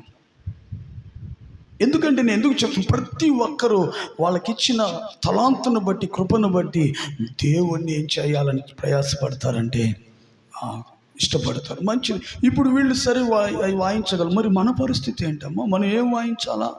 ఏ ఇన్స్ట్రుమెంట్ వాయించాలా? దేవునికి మహిమ కలుగును గాక. ఆమేన్. హల్లెలూయా, హల్లెలూయా, హల్లెలూయా. మీరు కూడా ఏదో ఒక ఇన్స్ట్రుమెంట్ తెచ్చుకోవాలా? తెచ్చుకుంటారు రేపు వారం నుంచి. చాలామంది సహజంగా కంచెలు తీసుకొస్తారు. సరే, మాకు 4వ మైలు ఒక బ్రాంచ్ సంఘం ఉంది. అక్కడ బలారాధనకి ఆరాధన చేద్దామని చూస్తే అలా గిలకలు ఉంటాయి చూడండి, వాయిస్తున్నాను 4 గిలకలు. నా చెవులు గింగురం అంటుంది. నేనేం పాడుతున్నాను, తల తిరిగి పడిపోయేటట్టున్నాను నేను. తీరా చూస్తే వాళ్ళు పిల్లల్ని పంపించేవాళ్ళని ఆపమని ఆయన పాట ఒక లెక్కలో పాడుతున్నారు, వాళ్ళు ఒక ప్రక్కన. ఎట్టుందంటే గందరగోళంగా ఉంది. అట్లని మీరు గింజలు తీసుకుని మీకు తెలియకుండానే మీ దగ్గర ఒక ఇన్స్ట్రుమెంట్ ఉంది. 47వ కీర్తన 1వ వాక్యం చదవండి. కీర్తనలు 47 1వ వాక్యం. సర్వజనులారా, ఒకసారి గట్టిగా చప్పట్లు కొట్టండి. హల్లెలూయా. అర్థమైంది. దేవుడు మీకు ఇచ్చిన ఇన్స్ట్రుమెంట్ ఏంది చెప్పండి. ఎంత శృతి అయినా వాయించుకోవచ్చు, మన ఇష్టం. ఎవరు అడగరు. ఆయన మనకు సౌండ్తో అవసరంలో మనకు. అర్థమైందా? మనం పాడుకుంటున్నామా, చప్పట్లు కొట్టుకుంటూ ఏం చేస్తున్నాం? దేవుణ్ణి ఆరాధించుకోవచ్చు, మహిమపరుచుకోవచ్చు. ఇది కూడా కొంతమంది సరిగ్గా వాయించరు చప్పట్లు. పాత రోజుల్లో ఒడ్లు దంచుతారు, 2 రోకల బండ్లు, ఒకరు అట్టేస్తే ఒకరు ఎత్తుతారు. పాట కూడా, అది కూడా ఒక కృప. చక్కగా ఏం చేయాలంటే చప్పట్లు కొడుతూ దేవుణ్ణి మహిమపరచాలి. అంటే ఒక మాటలో చెప్పాలంటే దావీదు చమత్కారంగా వాయించగలుగుతాడనంటే దేవుణ్ణి చక్కగా స్తుతించి ఆరాధించగలిగిన వాడు. నువ్వు చప్పట్లు కొడుతున్నప్పుడు మనుషులు కాదండి మహిమ. కొంతమంది అసలు చప్పట్లు కూడా కొట్టరు, వాళ్ళ చేతులకు ఫెవికల్ వేసుకొచ్చేస్తారు, గమ్ముగా ఉంటారు, కొట్టరు. కానీ అలా కొట్టడము మనుషులు కాదండి, దేవునికి మహిమ వస్తుంది, దేవునికి ఘనత కలుగుతుంది. నువ్వు చప్పట్లు కొట్టి స్తుతించినప్పుడు ఆ ప్రభావం ప్రభు యొద్దకు వెళ్తుంది. అందుకే నువ్వేం చేయాలంటే చమత్కారంగా వాయించాలి. ఏంది నీ ఇన్స్ట్రుమెంట్ ఏం చెప్పండి? రాత్రి చప్పట్లు, నిప్పట్లు కాదు, నిప్పట్లు అంటున్నారు మీరు. చప్పట్లు, చక్కగా చప్పట్లు కొడుతూ ప్రభుని ఏం చేయాలంటే స్తుతించగలగాలి. దావీదు స్తుతించగలిగాడు. చివరి మాట కానీ చూస్తే అతను ఎలా ఉన్నాడంటే రూపసి అయి ఉన్నాడు. ఆమేన్. హల్లెలూయా.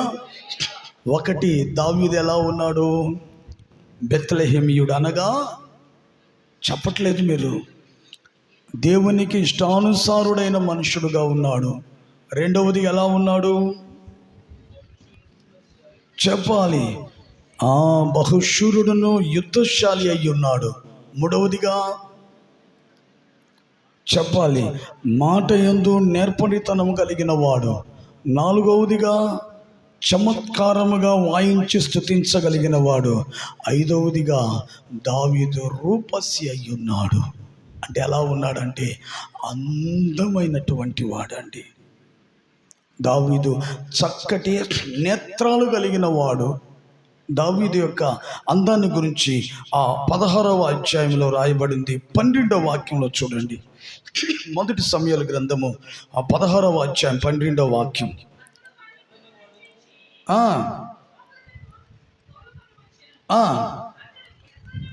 దావీదు ఎలాగున్నాడంటమ్మా?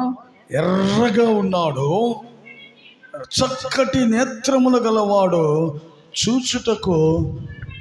ఆమేన్. ఈ రోజున ఇటువంటి సౌందర్యము నీవు నేను కలిగి ఉండాలి. ఆమేన్. ఏ సౌందర్యము? దావీదు ఎలా ఉన్నాడు చెప్పాలి? ఎర్రగా ఉన్నాడు. మా పరిస్థితి ఏంటి? మేము నల్లగా ఉన్నామే, ఎర్రగా ఎట్లా మారుతామండి? నేను చెప్తున్నది శరీరానికి కాదండి, ఆత్మ సంబంధంగా.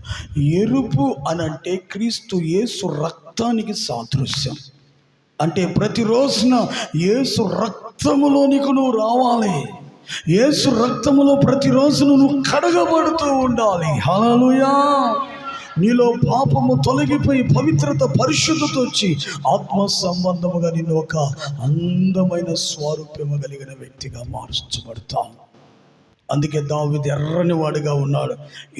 ప్రతిరోజున యేసు రక్తములోకి వస్తే ఆయన రక్తము నీ పాపములన్నిటినీ కడిగి నిన్ను పరిశుద్ధపరుస్తుంది. రెండవదిగా దావీదు ఎటువంటి నేత్రాలు కలిగిన వాడట చెప్పాలి. చక్కటి నేత్రాలు ఉన్న వాళ్ళు ఏం చేస్తారు? అల్లంత దూరములో ఎవరున్నా కూడా చెప్పగలుగుతారు. అంటే దావీదు చక్కటి నేత్రాలు కలిగిన వాడంటే దాని అర్థము దూరదృష్టి కలిగిన వాడు. ఈ రోజున దేవుని బిడ్డ, నువ్వు చక్కగా తింటున్నావు, చక్కగానే ఉన్నావు. ఒక రోజు రాబోతుంది ప్రభు రాకడా. ఆయన రాకడ కొరకు నువ్వేమవ్వాలంటే సిద్ధపాటు కలిగి ఉండాలి.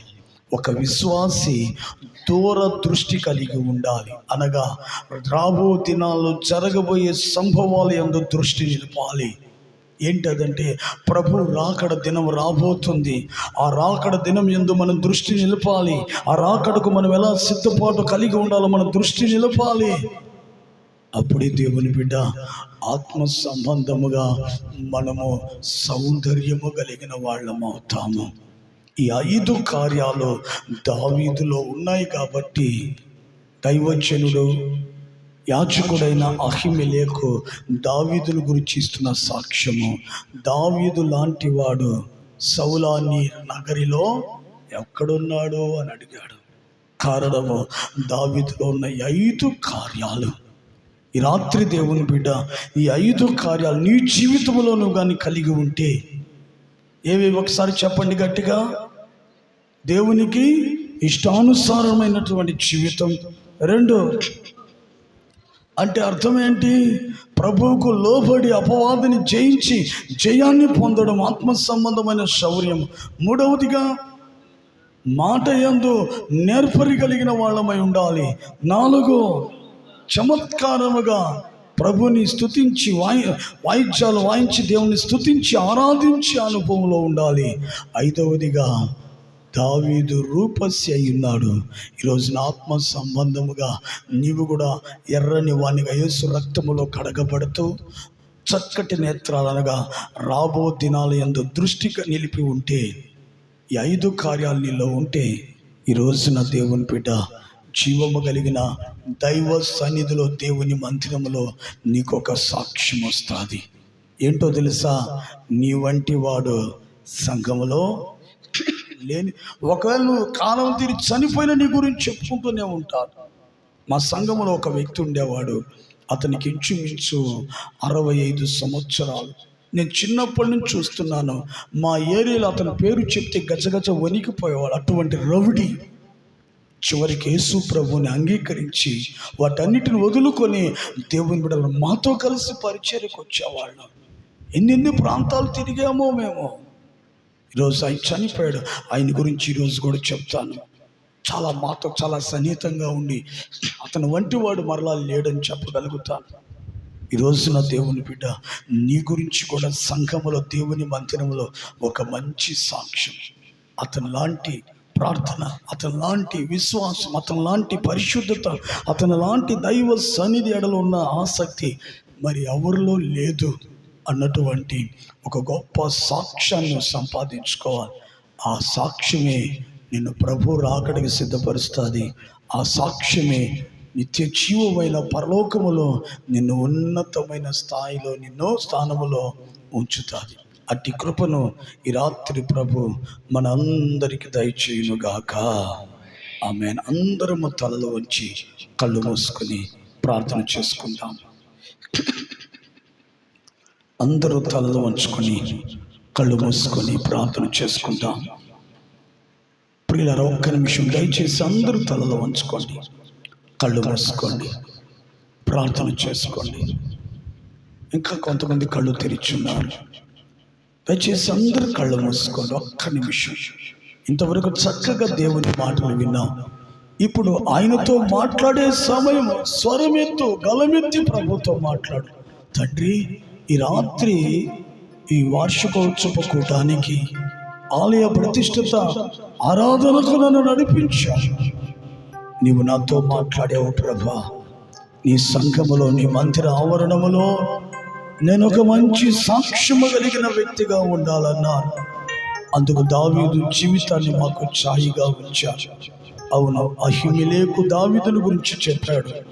రాజా, నీ నగరిలో దావీదు లాంటి వాడు ఎవడున్నాడో? ఈ రాత్రి సంఘములు అటువంటి సాక్ష్యము నాకు దయచేయండి అయ్యా. అలా దయచేయబడాలంటే దావీదు వలె అయ్యా నేను కూడా నీకు ఇష్టమైనటువంటి, నువ్వు కోరుకున్న స్థలములో, నీవు కోరుకున్న స్థితిలో ఉండి నీకు ఇష్టానుసారుడైన మనిషిగా నేను బ్రతకాలి ప్రభువా. ఇంతవరకు నాకు ఇష్టమైనట్లుగా నేను బ్రతికేనయ్యా. మనుషులకు ఇష్టమైనట్లుగా జీవించాను. యేసయ్యా, ఈ రాత్రి నీకు ఇష్టమైన వ్యక్తిగా నేను బ్రతుకుతానయ్యా. దావీదు బహుశూరుడును యుద్ధశాలి అయి ఉన్నాడు. అవునయ్యా, ఈ రోజున నేను కూడా ఆత్మ సంబంధముగా నా తండ్రి, నేను కూడా అయ్యా బహుశూరుడుగా యుద్ధశాలిగా మారి నా విరోధైన అపవాదిని తరిమి కొట్టి వాడి మీద జయాన్ని పొందుకున్నట్లుగా నాకు సహాయం చేయండి. నా చేతులకు యుద్ధాన్ని నేర్పువాడు నీవేనాయన. నీకు లోబడి ఉండి అపవాదిని ఎదిరించినప్పుడు వాడు పారిపోతాడని చెప్పారు నాయన. నాకు అటువంటి అనుభవాన్ని కలుగు చేయండి. అటువంటి అనుభవాన్ని నాకు కలుగు చేయండి నాయన. అవును, మాట యందు నేర్పరితనము కలిగిన వాడు దావీదు. అవును ప్రభా, నేను కూడా నోరు తెరిచి అయ్యా నీ మాటలు నేను మాట్లాడాలి. పరలోక సంబంధమైన జీవపు మాటలు నేను కలిగి ఉండాలి ప్రభా. అవును నాయన, అలా ఉండాలంటే నా పెదవులను ఈ రాత్రి పరిశుద్ధాత్మ అగ్ని చేత కాల్చండి నాయన. పరిశుద్ధపరచండి నాయన. ఈ దినము నుంచి నా నోటి నుండి జీవము కలిగిన నీ మాటలు వచ్చినట్లుగా సహాయం చేయండి. చమత్కారముగా వాయించగలిగిన వాడు నిజమే. నీ సన్నిధికి వస్తున్నాను కానీ స్తుతించలేకపోతున్నాను, ఆరాధించలేకపోతున్నాను, గణపరచలేకపోతున్నానయ్యా. ఈరోజు నా ప్రభువా, నువ్వు చెప్పావు చప్పట్లు కొడుతూ నేను స్తుతించి గణపరిచి ఆరాధించాలన్నాను. అటువంటి ఆత్మ ఆరాధన నాకు నేర్పించున్నాయి. దావీదు రూపస్య అయి ఉన్నాడు. ఆత్మ సంబంధముగా నేను కూడా సౌందర్యము కలిగిన వ్యక్తిగా ఉండాలయ్యా. అలా ఉండాలంటే నేను మీ రక్తములో కడగబడుతూ ప్రభువా, దూరదృష్టి అనగా రాబో దినాల్లో నీ రాకడ యందు జరగబోయే సంభవం యందు దృష్టి నిలిపి నీ రాకడకు సిద్ధపడినట్లుగా నాకు సహాయం చేయండి. ఈ రాత్రి తండ్రి, ఈ 5 కార్యాలు నా జీవితంలో జరిగించిన ఆయన నాకు కూడా నా సంఘములో ఒక మంచి సాక్ష్యము పొందుకోవాలి అయ్యా. సంఘములో దైవ సేవకుని దగ్గర ఒక మంచి సాక్ష్యాన్ని పొందుకొని నీ రాకడలు ఎత్తబడి నీ మహిమ కలిగిన రాజ్యములో నేను ఉండాలి ప్రభా. అతి కృపను నాకు దయచేయండి నాయన. ఇప్పటి వరకు నాతో మాట్లాడిన ప్రతి మాటను బట్టి నీకు స్తోత్రమయ్యా అని చెప్పి ఎలుగెత్తి ప్రార్థన చేయండి. ఎలుగెత్తి ప్రార్థన చేయండి. అందరూ ప్రార్థించాలి, అందరూ ప్రార్థించాలి, అందరూ ప్రార్థించాలి. ఎవరు మౌనంగా ఉండదు, ఎవరు మౌనంగా ఉండదు. Hallelujah, hallelujah, hallelujah. Praise the Lord, praise the Lord, praise the Lord. Hallelujah, hallelujah. Praise the Lord, praise the Lord, praise the Lord. Hallelujah, hallelujah, hallelujah. అందరూ ప్రార్థించాలి, అందరూ ప్రార్థించాలి. జీవింతును నిత్యము నీ నీడలో, ఆస్వాదింతును నీ మాటల మకరందము. అందరూ చప్పట్లు కొడుతూ ప్రభువుని మహిమపరుస్తాం. Praise the lord. సుగుణాల సంపన్నుడా, స్తుతి గానాల వారసుడా, జీవింతును నిత్యము నీ నీడలో, ఆస్వాదింతును నీ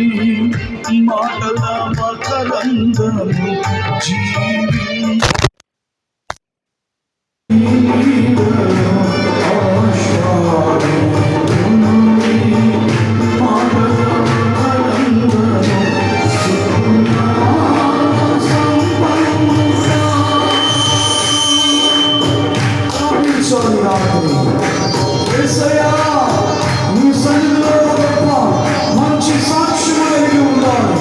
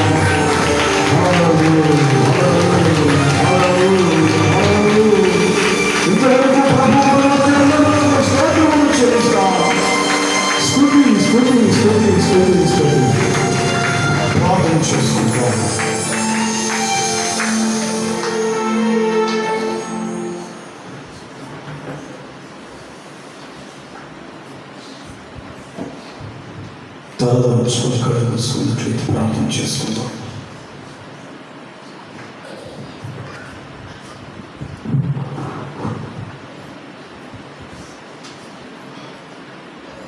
ప్రార్థన చేసుకుందాం. రాత్రి ప్రభువు అందరితో మాట్లాడు, తన దాసుని బలపరిచిన అందరితో మాట్లాడుతాడు. బెత్లెహేములోనే మనం నివసించినట్లుగా దేవుడు ఎక్కడ ఉన్న స్థలంలో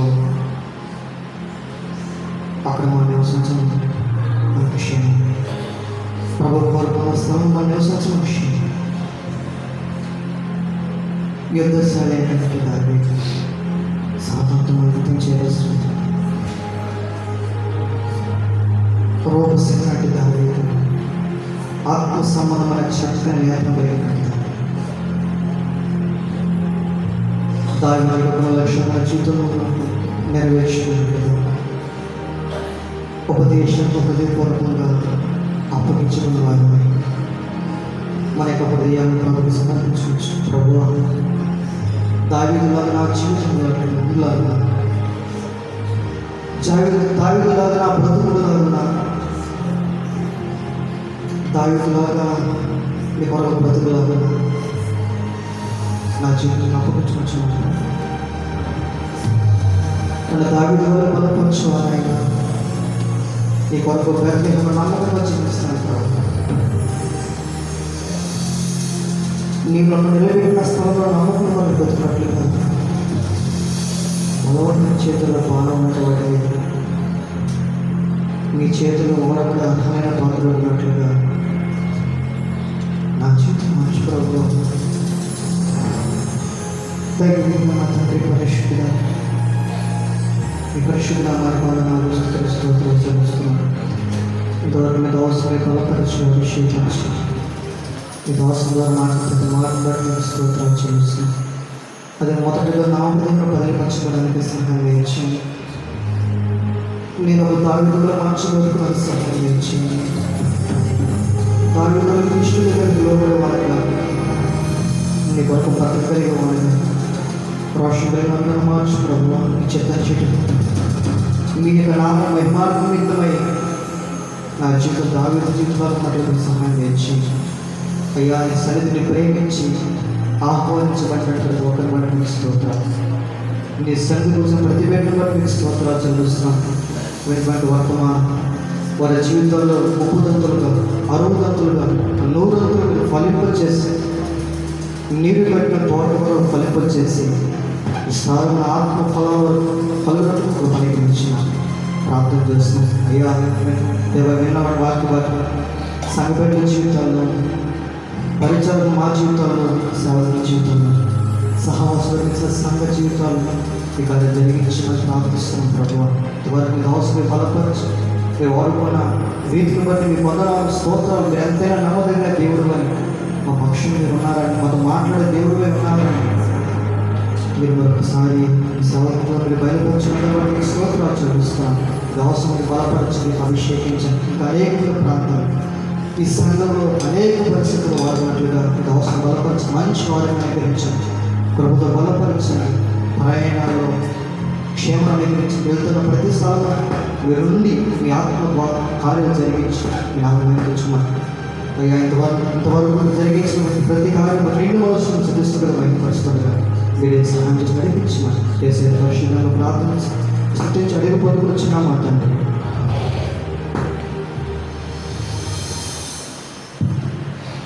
మన తండ్రైన దేవుడు మీ ప్రేమయు మన ప్రభు మన రక్షకుడైన యేసుక్రీస్తు వారి కృపై పరిశుద్ధాత్మ దేవుని అన్యున సహవాసంలో కాపుదల కూడి ఉన్న మనందరికీ సకల పరిశుద్ధులకు ఈ రాత్రి ఎంతమంది దేవుని వాక్యాన్ని విని దావీదు వల్ల ఒక మంచి సాక్ష్యం కలిగి ఉండాలని ఆశపడి ప్రభువుకు ప్రార్థన చేశారు.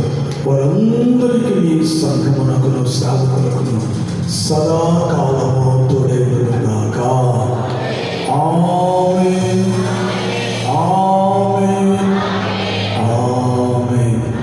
హల్లెలూయా, హల్లెలూయా, హల్లెలూయా. మరొకసారి మీ అందరికీ నా హృదయపూర్వక వందనాలు. తెలియజేస్తాం. మంచిది.